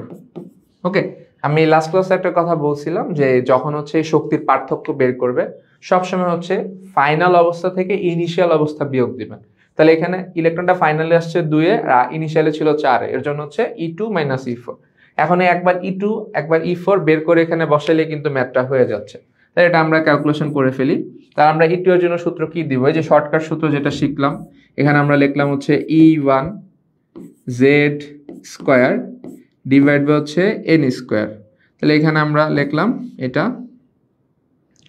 আচ্ছা, এখানে N স্কয়ার না লিখে এখানে যেহেতু E2 আছে এটাকে আমরা হচ্ছে N2 স্কয়ার লিখলাম, নাহলে জিনিসটা দেখতে সেম মনে হবে।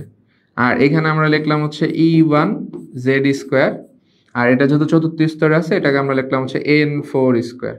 ওকে, তাহলে এখন আমরা এখানে জাস্ট ভ্যালুগুলো যদি একটু বসায় দিই, আমার এখানে হচ্ছে n এর ভ্যালু, এখানে হচ্ছে যেহেতু হচ্ছে দ্বিতীয় স্তর তাহলে এটা হচ্ছে 2 স্কয়ার, আর এখানে n এর ভ্যালু যেহেতু চতুর্থ স্তর তাহলে এটা হচ্ছে 4 স্কয়ার। বা তোমরা চাইলে এই দুইটা আলাদা আলাদা ক্যালকুলেট করে বসাইতে পারো। আচ্ছা, তো আমরা এক কাজ করি, এটা আলাদা আলাদা ভাবেই করি, আমরা দেখতে একটু সিনট্যাক্স আর কি কেমন লাগতেছে আর কি আমার কাছে। আচ্ছা, এটা আলাদা আলাদা ক্যালকুলেশন করে বসাই। তাহলে ধরো আমরা E2 বের করব শুরুতে। এটার সূত্র কি? E1 Z square N square. তো এখানে আমরা মানগুলো বসাই। আমাদের এখানে E1 এর ভ্যালুটা কত? ওই যে -2.17 into 10 to the power -18 into হচ্ছে এখানে আমার বলছে ক্যালসিয়াম, তাহলে ক্যালসিয়ামের পারমাণবিক সংখ্যা কত? ওই যে 20 বা 20 যেটা আমরা বলি আর কি, যেটা খেলে আমরা মইরা যাই, এটা হচ্ছে 20 স্কয়ার। আর এটা আছে হচ্ছে আমরা কোন স্তরে বলছি E2 যেহেতু দ্বিতীয় স্তর তাহলে হচ্ছে 2 স্কয়ার। তাহলে এখানে একটা আমরা অ্যান্সার পাবো। ওকে, আবার ধরো আমরা যদি এখানে হচ্ছে E4 বের করি, তো E4 হচ্ছে আমাদের এখানে আবার same -2.17 into 10 to the power -18 into আবার ওই যে 20 স্কয়ার ডিভাইড বাই হচ্ছে যেহেতু চতুর্থ স্তর তাহলে হচ্ছে 4 স্কয়ার। তাহলে এই দুইটা একটু ক্যালকুলেট করে ফেলো, করে ফেলে একটু কমেন্ট করো এইভাবে যে E2 সমান এত বা E4 সমান এত। তাহলে আমরা মানগুলো একটু বসায় ফেলি। আচ্ছা, সো রায়হানজন, হ্যাঁ তুমি কমেন্ট করে কোশ্চেনগুলো বলতে থাকো, আমি ইনশাল্লাহ জানিয়ে দিব। আচ্ছা, এটার ক্যালকুলেশনটা তোমরা পারবা, এটা তো ডিফিকাল্ট কিছু না। তো এটা অ্যান্সারটা আমি ডিরেক্টলি লিখে দিচ্ছি, যেহেতু আমি মেইন পার্টটুকু লিখে দিছি। এখানে সিম্পলি কি করবা, এটার যে অ্যান্সার আসবে ওটা থেকে হচ্ছে এটা বিয়োগ দিবা, সোজা হিসাব। তাহলে এখানে অ্যান্সারটা আসবে হচ্ছে গিয়ে 1.6275 into 10 to the power -16 joule. এটা হচ্ছে আমার সেই বিকৃত শক্তির মান। ওকে, এটাই হচ্ছে আমাদের অ্যান্সার। তা আশা করি এই ম্যাথটা বোঝা গেছে। আর তোমরাও ক্যালকুলেশন করে ফেলো, করে দেখো এটা আসছে কিনা, মিলায় ফেলো। ওকে, তাহলে আমরা হচ্ছে এটার পরের স্লাইডে চলে যাই। আমাদের আরো কিছু জিনিস পড়তে হবে, তো এটা একটু তাড়াতাড়ি করি আর কি। আচ্ছা, এবার আবার আসো যে সিজিএস কথাটা আবার আসছে, মানে সিজিএস নিয়ে আবার কাজ করতে হবে। তো এগুলো আর কি জিলাপির প্যাচের মতো, তো এর জন্য প্যাচ খুলতে হইলে এই জিনিসগুলো একটু শিখতে হবে। কারণ আপনারা যখন ভার্সিটি পড়াশোনা করবেন তখন আপনাদের সব ধরনের ক্যালকুলেশন মোরলেস হচ্ছে সিজিএস ইউনিটে থাকবে। তা আগে থেকে যদি একটু ধারণা নিয়ে যান তাহলে ওই ক্যালকুলেশনগুলো করতে আর কি একটু ইজি হবে। আচ্ছা, সো আমরা এখানে কি বের করতে চাচ্ছি? এখানে বলছি n-তম স্তরের ব্যাসার্ধ বের করতে চাচ্ছি। একটু আগে বের করছি শক্তি, এবার বের করে ফেলবো ব্যাসার্ধ। তো ব্যাসার্ধ কি জিনিস? আমার এটা যদি আমি নিউক্লিয়াস চিন্তা করি আর এটা যদি আমরা প্রথম স্তর চিন্তা করি, তাহলে যে কেন্দ্র থেকে এই প্রথম স্তর বরাবর যদি একটা দাগ দেই তাহলে এখান থেকে এখানে যতটুকু দূরত্ব এটা হচ্ছে প্রথম স্তরের ব্যাসার্ধ। আর যদি এখান থেকে দ্বিতীয় স্তর পর্যন্ত দাগ দেই তাহলে কেন্দ্র থেকে এখানে দ্বিতীয় স্তর পর্যন্ত যতটুকু দূরত্ব এটা হচ্ছে দ্বিতীয় স্তরের ব্যাসার্ধ। এইভাবে তৃতীয় স্তর চতুর্থ স্তর বের করা যাবে অসংখ্য। তাহলে আমরা চাচ্ছি যে একটা শক্তি স্তরের ক্ষেত্রে কেন্দ্র থেকে কতটুকু দূরত্ব বা ব্যাসার্ধ সেটা বের করতে। এটার জন্য সূত্র কি? এই যে আবার একটা সূত্র আছে সুন্দর।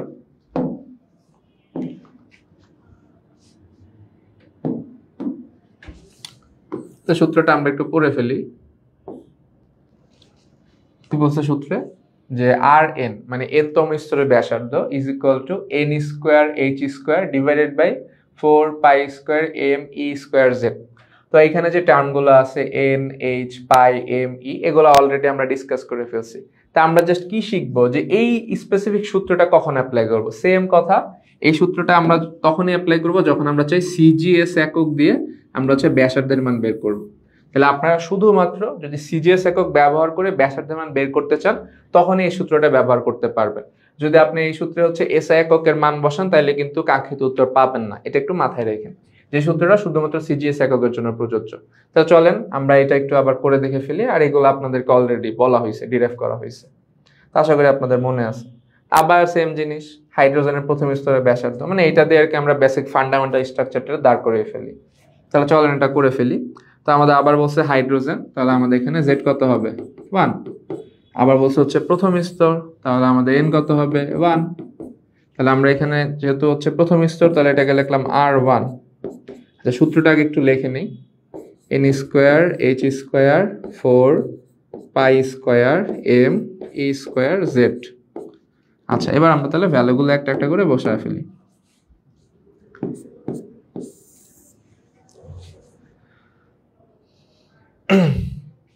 আচ্ছা, তো এখানে দেখেন আমাদের প্রথমত হচ্ছে এন এর মান হচ্ছে 1, তাহলে আমরা এটা হচ্ছে 1 স্কোয়ার লিখলাম। এরপর আসেন হচ্ছে এইচ, এইচ কত, যে আমাদের হচ্ছে যেটা সিজিএস এ সেটা বসাইতে হবে, আর্ক সেকেন্ড ইউনিটে যেটা 6.626 ইন্টু 10 টু দি পাওয়ার -27, এটা হচ্ছে আমার স্কোয়ার হবে।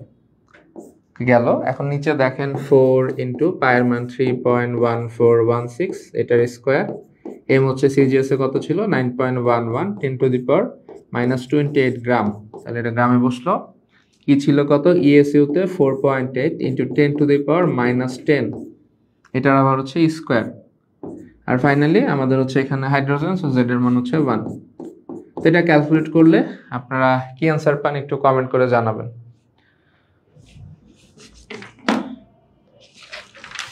আচ্ছা, আমরাই লিখে ফেলি, আপনারা কমেন্ট করে দেখেন মানে আমাদের সাথে মিলে কিনা। আপনার মিললে ইয়েস বলবেন আর কি, হ্যাঁ মিলছে এরকম কিছু। আচ্ছা, এটার ভ্যালুটা আসবে হচ্ছে 5.3 into 10 to the power -9 centimetre. দেখেন আমরা যেহেতু সিজিএস এ বের করতেছি, তাহলে ব্যাসার্ধকে একটা দূরত্ব, তাহলে এখানে দূরত্বটা কিসে হবে, সেন্টিমিটারে হবে, ঠিক আছে। তাহলে যেহেতু সিজিএস এর জন্য দূরত্ব হচ্ছে সেন্টিমিটারে নেওয়া হয়েছে, আর যদি এসআই হতো তাহলে মিটারে আসতো। তাহলে এটা হচ্ছে আমার হাইড্রোজেনের প্রথম স্তরের ব্যাসার্ধ, সেন্টিমিটারে আসলো। তো মিটার নিতে কি করবেন, 100 দিয়ে হচ্ছে ভাগ দিয়ে দিবেন, দিলে ভ্যালুটা পাবেন কত 5.3 into 10 to the power -11 metre. আচ্ছা, তাহলে আমরা এতক্ষণে শিখে গেলাম যে কিভাবে হচ্ছে সিজিএস এককে একটা শক্তি স্তরের ব্যাসার্ধ বের করতে হয়। বাট এই ক্ষেত্রে আমরা হচ্ছে সূত্র অবশ্যই এইটা ইউজ করব। আমরা যদি অন্য সূত্র ইউজ করি তাহলে আমাদের মান মিলবে না। আচ্ছা, তাইলে এইটা শিখলাম সিজিএস এর জন্য, তাহলে এখন আবার কি এসআই এর জন্য একটা শিখতে হবে। তো এখন এই যে বারবার সিজিএস একটা শেখাচ্ছে, এসআই একটা শেখাচ্ছে, এটা কারণ কি? কারণ হচ্ছে আপনারা জানলেন যে এই জিনিসগুলো এক্সিস্ট করে, পরবর্তীতে আপনার যেটা ভালো লাগে সেটা দিয়ে আপনি করবেন, কোনো সমস্যা নেই। আচ্ছা, ঠিক আছে, তাহলে এটা হয়ে গেল।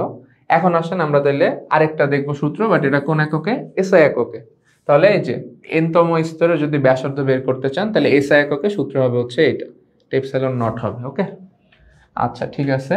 তো এখানে কি কি আছে আবার আমরা একটু দেখি, N square H square epsilon naught pi M A square Z. তো আমরা এসআই এককে এই মানগুলো অলরেডি দেখে ফেলছি, এক্স্যাক্টলি সেম জিনিস, নতুন করে বলার কিছু নাই। তাহলে আমরা এখন আবার সেম হাইড্রোজেনের প্রথম স্তরে ব্যাসার্ধ বের করব, বাট এবার হচ্ছে আমরা কোন ইউনিট ইউজ করব, এসআই একক ইউজ করব। চলেন করে ফেলি আবার ঝট করে। তাহলে আবার সেম, এটা হচ্ছে হাইড্রোজেন। বারবার হাইড্রোজেন দিয়ে কেন করাচ্ছি, কারণ আপনাদের পরীক্ষায় হাইড্রোজেন রিলেভেন্ট ম্যাথ আর কি বেশি আসে। আচ্ছা, তো এখানে আমার জেড হবে হচ্ছে 1, এরপর হচ্ছে আমার প্রথম স্তর, তাহলে এন হচ্ছে 1। তাহলে আমরা আবার এই সূত্রটা ব্যবহার করি, এটাকে লিখলাম হচ্ছে R1, সূত্রটা একবার লিখে নিই, N square H square epsilon naught pi M E square Z. Okay, ভ্যালুগুলো ইনপুট দিয়ে দিই। আমাদের এখানে এন এর মান হচ্ছে 1, তাহলে এখানে 1 স্কোয়ার লিখলাম। এবার কিন্তু এইচটা এসআই এককে বসাইতে হবে। তো এসআই এককের ভ্যালুটা কত, 6.626 into 10 to the power -34 square. আর ইপসিলনটার ভ্যালুটা কত, 8.85 ইন্টু 10 টু দি পাওয়ার -12 তার স্কোয়ার। আচ্ছা, এখানে পায়ের ভ্যালু হচ্ছে 3.1416, এম এর ভ্যালু 9.11, 10 টু দি পাওয়ার -31, আর ই কত ছিল 1.60 into 10 to the power -19 square into হচ্ছে জেড এর ভ্যালু হচ্ছে 1। আচ্ছা, এখানে জেড এর জিনিসটা একটু মনে রাখতে পারেন এইভাবে, যে আর এর সূত্রে জেডটা হয় নিচে আর শুধু জেড আকারে থাকে, আর শক্তির সূত্রে জেডটা হয় উপরে আর জেড স্কোয়ার আকারে থাকে। ওটা সিজিএস হোক এসআই হোক সব ক্ষেত্রে সেম।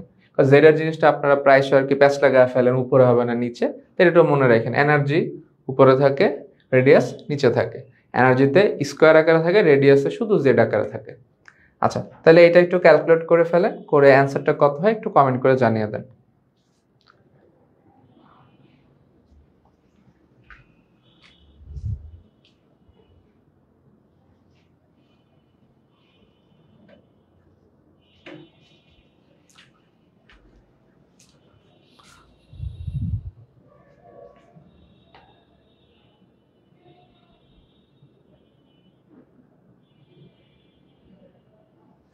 আচ্ছা, সামি বলছে উত্তেজিত 27কে ছোটখাটো ক্যালকুলেশনের জন্য ডাকবেন না, তারা বিজি থাকে।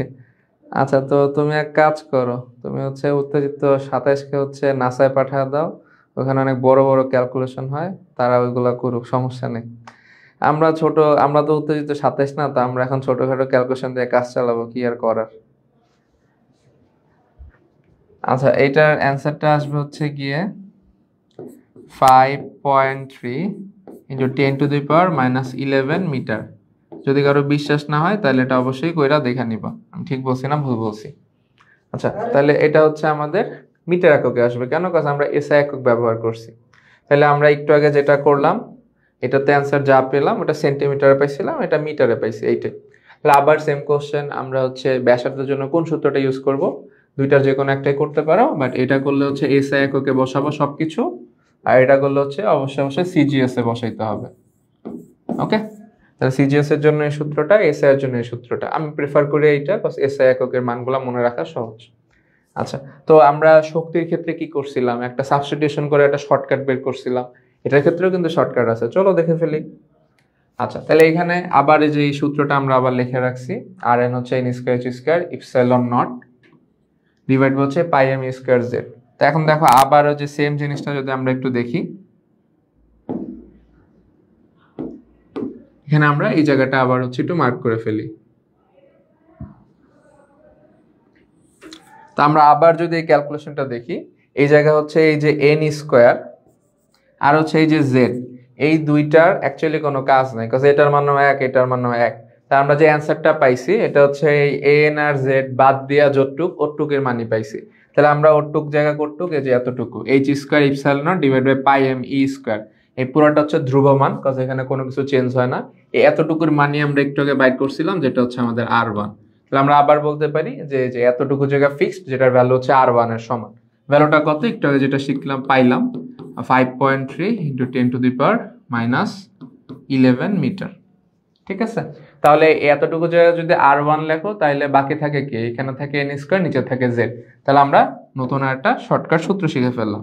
বাট এইবার যদি একটু ভালো করে দেখো আমি কি লিখছি, আমি লিখছি এমসিকিউ শর্টকাট। ঠিক আছে, একটু আগে কি লিখছিলাম?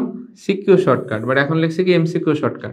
তার মানে আমার সাজেশন হচ্ছে যে তোমরা হচ্ছে এই শর্টকাট সূত্রটা দিয়া মানে হচ্ছে সিকিউতে ম্যাথ কইরো না। ঠিক আছে, তোমার যদি সিকিউতে ম্যাথ করা লাগে তাহলে যে বড় সূত্রটাই ব্যবহার করবা, কারণ এটা কিন্তু ক্যালকুলেটর করতে কোনো ইস্যু হয় না। তো অনেক টিচার কি করে, মানে এরকম যদি দেখে যে এগুলো বেশি শর্টকাটে করছো, তাহলে মার্কসের কে 1-2 কমা দেয়, বেশি না, 4-1-2 তো বুঝতেছই, তেমন কিছু না, চাইলে করতে পারো। আচ্ছা, তাহলে চলো আমরা এটা দেওয়া হচ্ছে একটা দুইটা ম্যাথ দেখি একটু। আচ্ছা, তো এখানে হচ্ছে আমরা একটা প্রবলেম পাইলাম। কি প্রবলেম? আচ্ছা, ইমন জিজ্ঞেস করছো ইপসাইলন নট নাকি স্কোয়ার আছে। আচ্ছা, আর এর সূত্র তো ভাইয়া শুধু ইপসাইলন নট, স্কোয়ার তো নাই। স্কোয়ার হচ্ছে শক্তির সূত্রে থাকে। ঠিক আছে, আর এর সূত্রে শুধু ইপসাইলন নট, কোনো স্কোয়ার নেই। তোমার দেখো খাতায় হয়তো ভুল টুল কিছু করতে পারো, ঠিক করে নাও। আচ্ছা, তো এখানে আমরা ম্যাথটা দেখি। এখানে আমাকে বলছে হচ্ছে হিলিয়াম 2+ আয়নের ইলেকট্রনটি নিউক্লিয়াস থেকে সম্ভাব্য কত পিকোমিটার দূরত্বে আছে।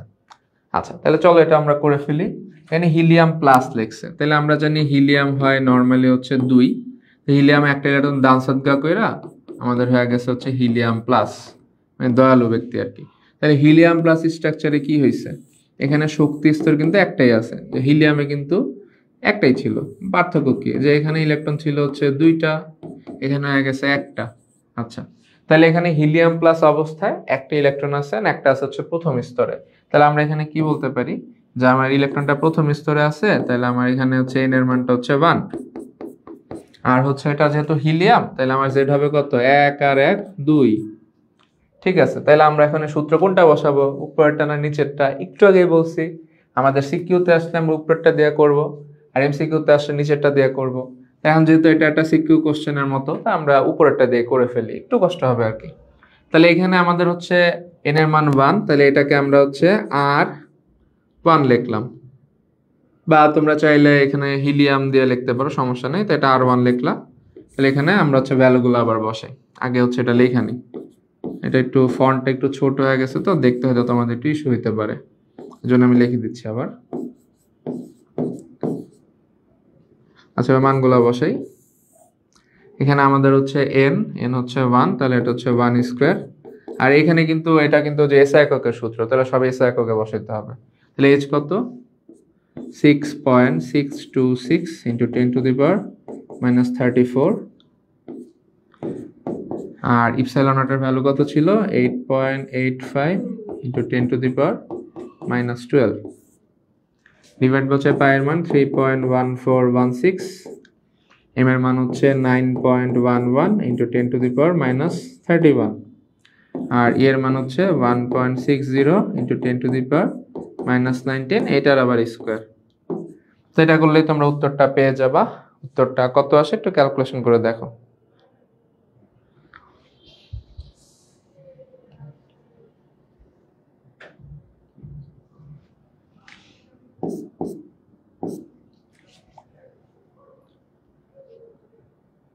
তো এই ম্যাথগুলো আর কি করতে গেলে ক্যালকুলেশনটা একটু আর কি মানে কঠিন পার্ট, বাট ম্যাথগুলো কিন্তু সোজা আছে, অত কঠিনও না। তো এই ম্যাথগুলো হচ্ছে সিকিউতে প্রায়শই এসে থাকে 3 মার্কস বা 4 মার্কসের জন্য, তো এগুলো আর কি একটু এর জন্য ইম্পর্টেন্ট দিয়ে আর কি করবা এই চ্যাপ্টার থেকে। আচ্ছা, তো আমাদের হচ্ছে আরো কিছু স্লাইড আছে, তাহলে আমরা এক কাজ করি, আমরা উত্তরটা নিজেরাই লিখে ফেলি, তোমরা আবার সেম একটু মিলায় নিও করে, ওকে? আচ্ছা, তো এটা অ্যান্সারটা কত আসবে, এটা আসবে হচ্ছে 2.65 into 10 to the power minus 11 metre. আচ্ছা, এখন একটু খেয়াল করো, এখানে উত্তরটা কিন্তু মিটারে পাইছো, বাট আমার চাইছে কিসে, পিকোমিটারে। তাহলে আমাদের পিকোমিটারে কনভার্ট করতে হবে মিটার থেকে, এর জন্য আমাদের একটু কনভার্সনটা জানতে হবে।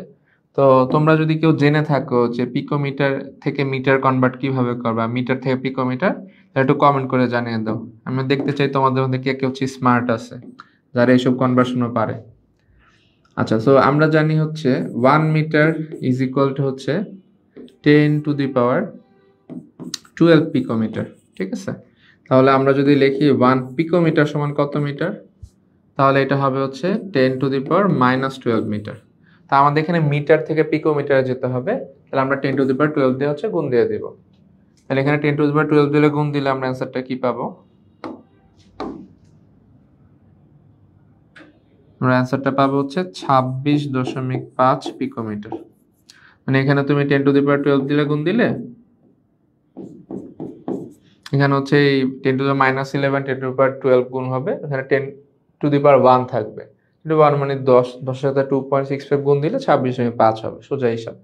আচ্ছা, তাহলে এটা মিটার থেকে পিকোমিটার কনভার্ট হয়ে গেল, তাহলে এইটাই হচ্ছে আমাদের অ্যান্সার। তো আশা করি এটা বুঝতে পারছো। তো কমেন্টে কেউ হচ্ছে জানাও এই পর্যন্ত বুঝছো কিনা, তাহলে আমরা একটু আগে।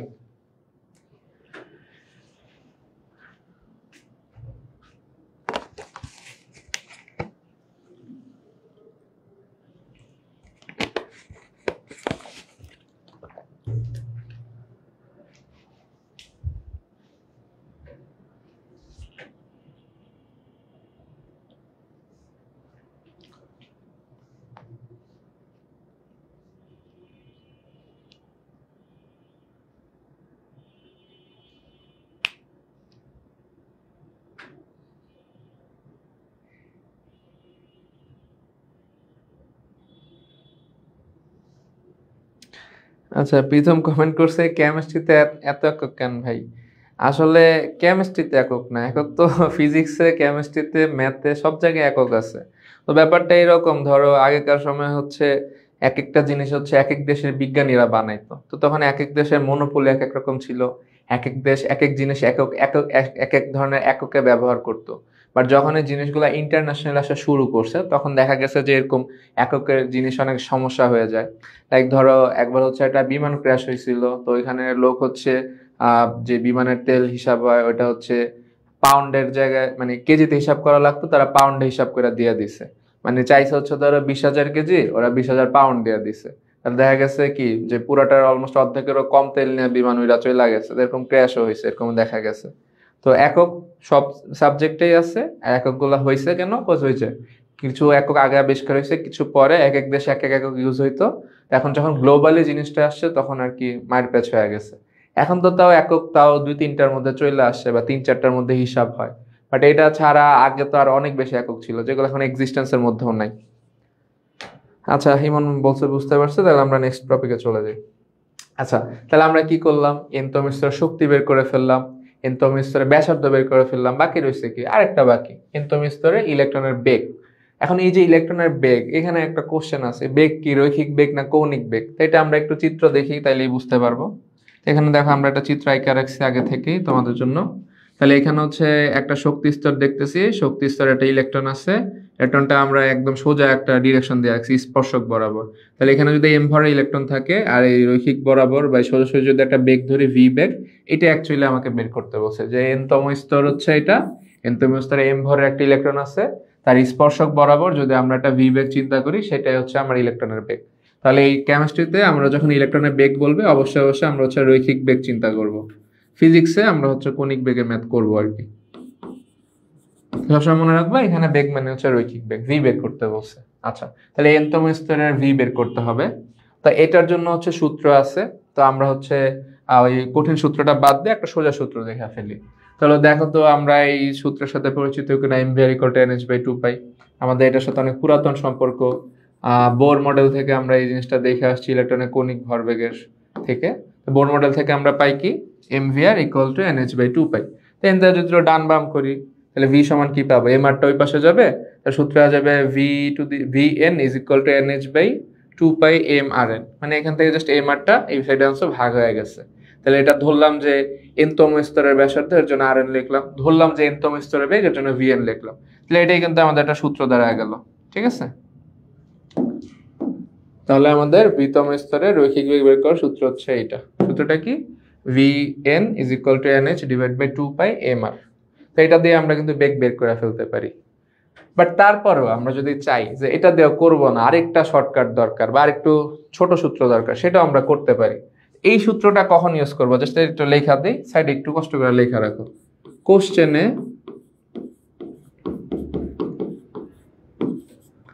আর ও এন দেয়া থাকলে,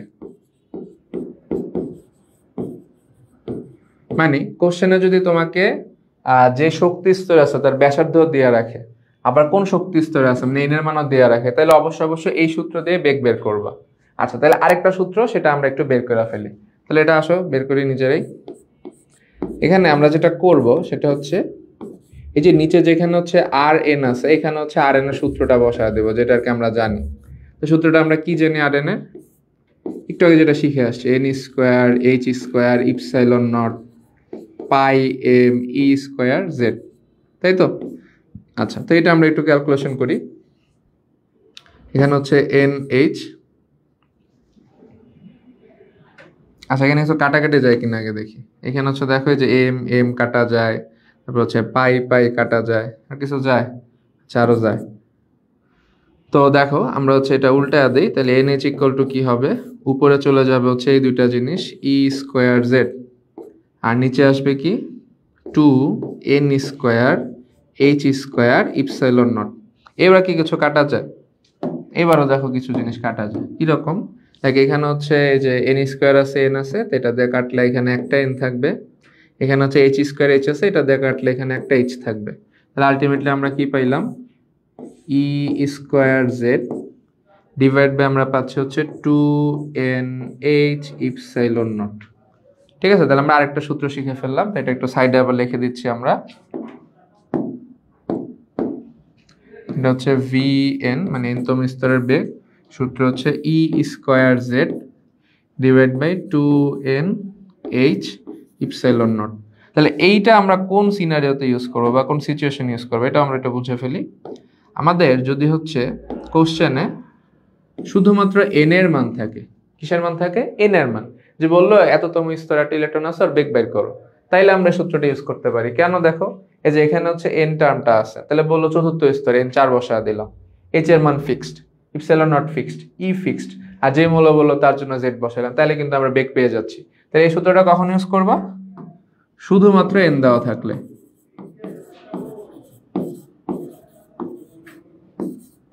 তাহলে আমরা বেগের দুইটা সূত্র শিখে ফেললাম। যে আমার যদি কোশ্চেন হচ্ছে আর আর এন দুইটাই থাকে তাহলে এই সূত্র দেওয়া করব, আর যদি আমাদের শুধু এন দেওয়া থাকে তাহলে এই সূত্র দেওয়া করব। ঠিক আছে? আচ্ছা, তাহলে এই দুইটা সূত্রের মাধ্যমে আমরা তাহলে একটা দুইটা ম্যাথ করে ফেলি। আচ্ছা, এই পর্যন্ত বুঝছো আশা করি। আমরা তাহলে পরের ম্যাথে চলে যাই। আচ্ছা, এই ম্যাথে কি বলছে দেখো, আমরা ক্লাসের অলমোস্ট শেষ পর্যায়ে আর একটা দুইটা ম্যাথ করলে শেষ। আসলে আজকে ক্লাসটা অনেক ছোট ছিল, আগেই বলছিলাম। আচ্ছা দেখো, আমাকে বলছে নাইট্রোজেন পরমাণুর তৃতীয় স্তরে ব্যাসার্ধ হচ্ছে এত, উক্ত স্তরে ইলেকট্রনের বেগ কত। আচ্ছা, তাহলে ধরো আমরা এখানে চিন্তা করলাম, এই যে নাইট্রোজেনের আমরা জানি হচ্ছে শক্তি স্তর কয়টা হয়? দুইটা হয়। তাহলে এখানে আমাদের হচ্ছে বলছে তৃতীয় স্তরে। আচ্ছা, ওর ইলেকট্রন তৃতীয় স্তরে পাঠা দিছে। ম্যাথ তো যা ইচ্ছা তা করেন, তো আমাকে কোনো হাত নাই, কি আর করার বলো। তাহলে এখানে তৃতীয় স্তরে আমার হচ্ছে ইলেকট্রনের বেগ চাইছে, তো এখানে হচ্ছে ইলেকট্রন হয়তো উত্তেজিত করছে, এই জন্য তৃতীয় স্তরে চলে গেছে। তৃতীয় স্তরে একটা ইলেকট্রন আছে, তাহলে এখানে আমরা যদি হচ্ছে চিন্তা করি, এখানে আমার কি কি ডেটা দেওয়া আছে।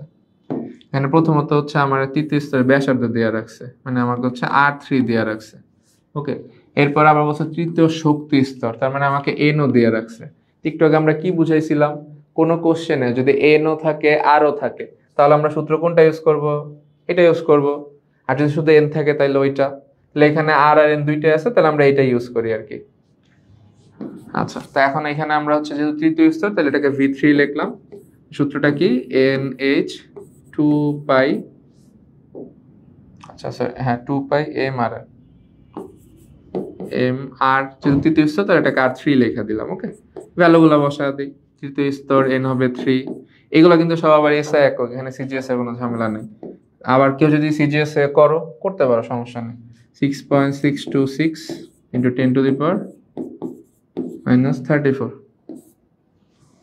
এটা হচ্ছে 2 ইন্টু 3.1416, এম এর মান হচ্ছে 9.11 10 টু দি পাওয়ার -31। আর এখানে হচ্ছে আমার ব্যাসার্ধটা মিটারে আছে, কোনো ঝামেলা নাই, যা আছে ডিরেক্ট বসা দিই। 6.814 ইন্টু 10 টু দি পাওয়ার -11। সেটা আমরা একটু ক্যালকুলেশন করে দেখি উত্তরটা কত আসে। এখানে আসে হচ্ছে 5.096 into 10 to the power 6 metre per second. Okay, যেহেতু এটা আছে এসআই একক, তাহলে ইউনিট আসবে মিটার পার সেকেন্ড। আর কেউ যদি সিজিএস এ করো তাহলে আসবে সেন্টিমিটার পার সেকেন্ড। তাহলে এইটাই হচ্ছে আমাদের অ্যান্সার। আশা করি আপনারা বুঝতে পারিয়াছেন। বুঝতে পারলে সহমত জানান আর কি। তাহলে আমরা পরের ম্যাথে চলে যাই।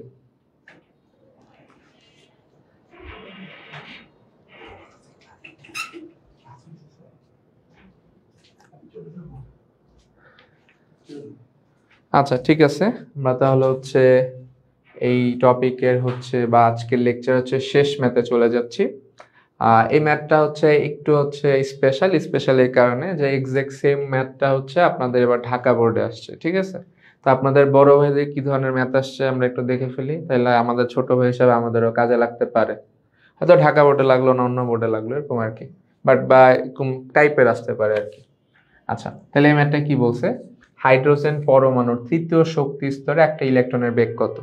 তাহলে আমরা একটু আগে কি বুঝাইলাম, যে আমাকে যদি বলে শুধু স্তর, তার মানে এখানে আমার এন দেওয়া আছে, এন এর মান হচ্ছে 3, তৃতীয় স্তরের বেগ চাইছে, শুধু এন আছে। তাহলে আমরা একটু কি শিখাইলাম, যদি শুধু এন থাকে তাহলে আমরা বেগের সূত্র ইউজ করবো এইটা। তাহলে চলো করে ফেলি, যতটুক পারে অতটুক তো করবো, পরেরটা পরে। তাহলে তৃতীয় স্তরের শক্তি এখানে লিখলাম হচ্ছে V3। সূত্রটা কি আমি একটু ভুল লাগেছি, আবার একটু দেখে নি, বয়স হয়েছে তো মনে থাকে না তো। স্কোয়ার জেড, হাসান কেন ভাই আপনার বয়স নেই? 2NH, ওইটার বয়স হয়নি। আচ্ছা ওকে, তো এখানে হচ্ছে আমরা ভ্যালুগুলো বসা দিই। তাহলে আমাদের এখানে ই এর মান কত, 1.60 × 10⁻⁻19 স্কোয়ার। আর এখানে হাইড্রোজেন পরমাণু বলছে গো বেচারা, তাহলে এটা জেড এর মানে কি হবে। এরপর হচ্ছে 2, আমাদের এখানে হচ্ছে কোন স্তর, তৃতীয় স্তর, তাহলে এন এর মান হচ্ছে 3, এইচ এর মান 6.626 × 10⁻34, আর এপসাইলন এর হচ্ছে কত, 8.85 × 10⁻12। তাহলে এটা বসায় ফেলেন, বসায় ফেলে উত্তরটা কত আসে দেখেন একটু।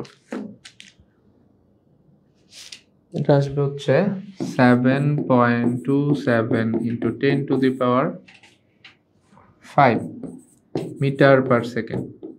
আচ্ছা, তাহলে আমাদের ম্যাথের ফার্স্ট পার্টটুকু শেষ। বলছিল তৃতীয় স্তরে বেগ বের করতে, বের করে ফেলছি সেই। এখন এইটার হচ্ছে একটু কাজ কাম আছে পরে, তো এটা আমরা রাইখা দিলাম। আমরা এবার পরের প্রশ্নে চলে যাই। তো বলছে বেগ বের করে ক্ষান্ত হয় না, আরো কিছু বের করতে বলছে। এবং প্রতি সেকেন্ডে ইলেকট্রনটি নিউক্লিয়াসের চারদিকে কতবার আবর্তন করে বের করো। আচ্ছা, এটা কি বুঝাইছে আমরা একটু বুঝি। তো এখানে যেটা বলছে যে এটা ধরেন আমার হচ্ছে তৃতীয় স্তর, অনেক বড় হয়ে গেছে, যাই হোক। এই তৃতীয় স্তরে এখানে একটা ইলেকট্রন আছে, ঠিক আছে। এখন ইলেকট্রনটা আবর্তন করে বলতে মানে বৃত্তাকার পথে আবর্তনকে মেইনলি আর কি বোঝানো হয়েছে। এখানে কমপ্লিকেটেড না করি, সোজা সোজা আর কি চিন্তা করি, যেখানে বৃত্তাকার পথে আমরা হচ্ছে আবর্তন করছে, ভালো কথা। তাহলে এই যে একবার আবর্তন করছে, এটা তো একটা বৃত্তাকার পথ, তাই না? তাহলে একবার আবর্তন করলে কতটুকু দূরত্ব যাবে? আমরা জানি একটা বৃত্তের যেই হচ্ছে একবার আবর্তনের দূরত্ব, ওটাকে আমরা বলি বৃত্তের পরিধি। তাইলে এখানে পরিধি সমান দূরত্ব যাবে। তাহলে এটা আছে কোন স্তরে? তৃতীয় স্তরে। তাহলে n = 3।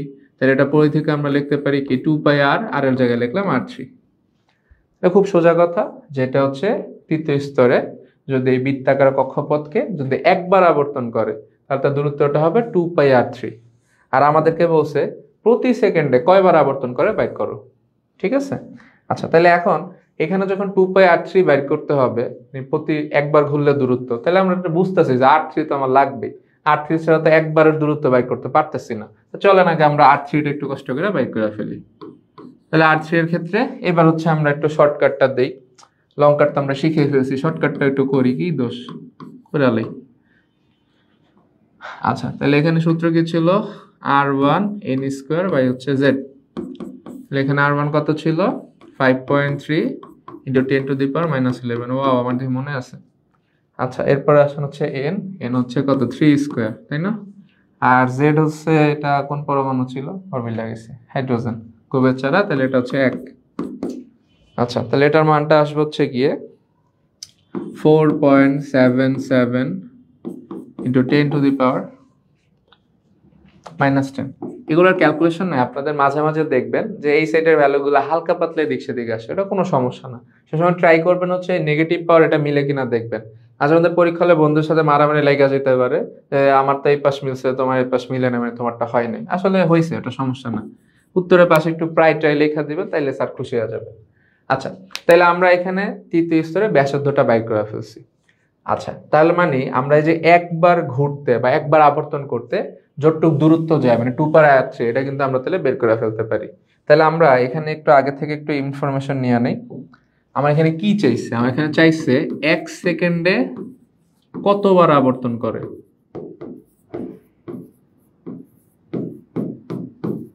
এটাই তো চাইছে নাকি? আচ্ছা, তাহলে আমার 1 সেকেন্ডের দূরত্বটা তো দরকার নাকি? তাহলে এখন দেখো তো আমার এখানে একটা বেগ বের করছে কিনা আমরা, যে এই মানটা 7.27 10⁵। তাহলে এখানে বেগটা কত, 7.27 × 10⁵ মিটার/সেকেন্ড। আমরা এককটা একটু মনোযোগ দেওয়া দিই, এখানে বলছে মিটার/সেকেন্ড। তাহলে এটা যদি বাংলিশ ভাষায় লিখি তাহলে কি বলতে পারি, 1 সেকেন্ডে যায় কত মিটার, 7.27 × 10⁵ মিটার। তাহলে দেখো আমি 1 সেকেন্ডের দূরত্ব পেয়ে গেছি। এখন আমরা যদি এখানে একটু ঐকিক নিয়মটা মারি আর কি, এখানে লিখলাম মনে করো 2πr3 মিটার দূরত্ব যখন যায়, মানে কি যে পরিধি সমান দূরত্ব, পরিধি সমান দূরত্ব গেলে কয়বার ঘুরে, একবার। তাহলে আমরা এখানে লিখলাম 2πr3 মিটার দূরত্ব গেলে আবর্তন হচ্ছে গিয়া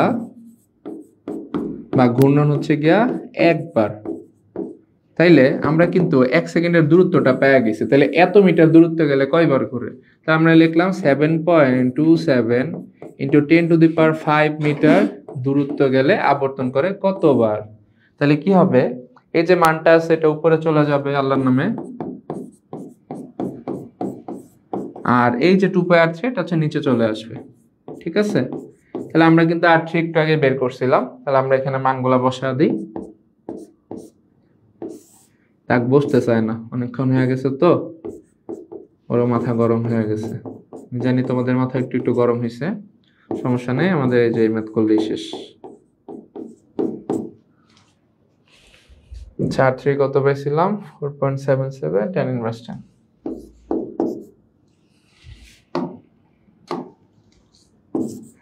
আরে ভাই বসে না কেন? ওকে, শেষবারের মতো কষ্ট দেই, এটা ক্যালকুলেশন করে কত আসছে একটু কমেন্ট করে জানা দাও। এটা করলে আমাদের ম্যাথ খালাস। তাহলে এখানে জিনিসটা আমি আবার একটু বলে দিচ্ছি। এখানে আমাদের কোশ্চেনটা ছিল হচ্ছে এইটা, যে 1 সেকেন্ডে কতবার আবর্তন করে। তাহলে আমরা কি করছি? 1 সেকেন্ডের দূরত্ব কতটুকু যায় সেটা আগে বাইর করছি। এরপর আমরা বলতেছি যে 2πr3 মিটার দূরত্ব গেলে একবার আবর্তন করে, তাহলে এত মিটার দূরত্ব গেলে কয়বার আবর্তন করে, সোজা হিসাব। তো কত আসে কমেন্ট করে জানাও, তাহলে আমাদের ম্যাথটা শেষ হয়ে যাবে।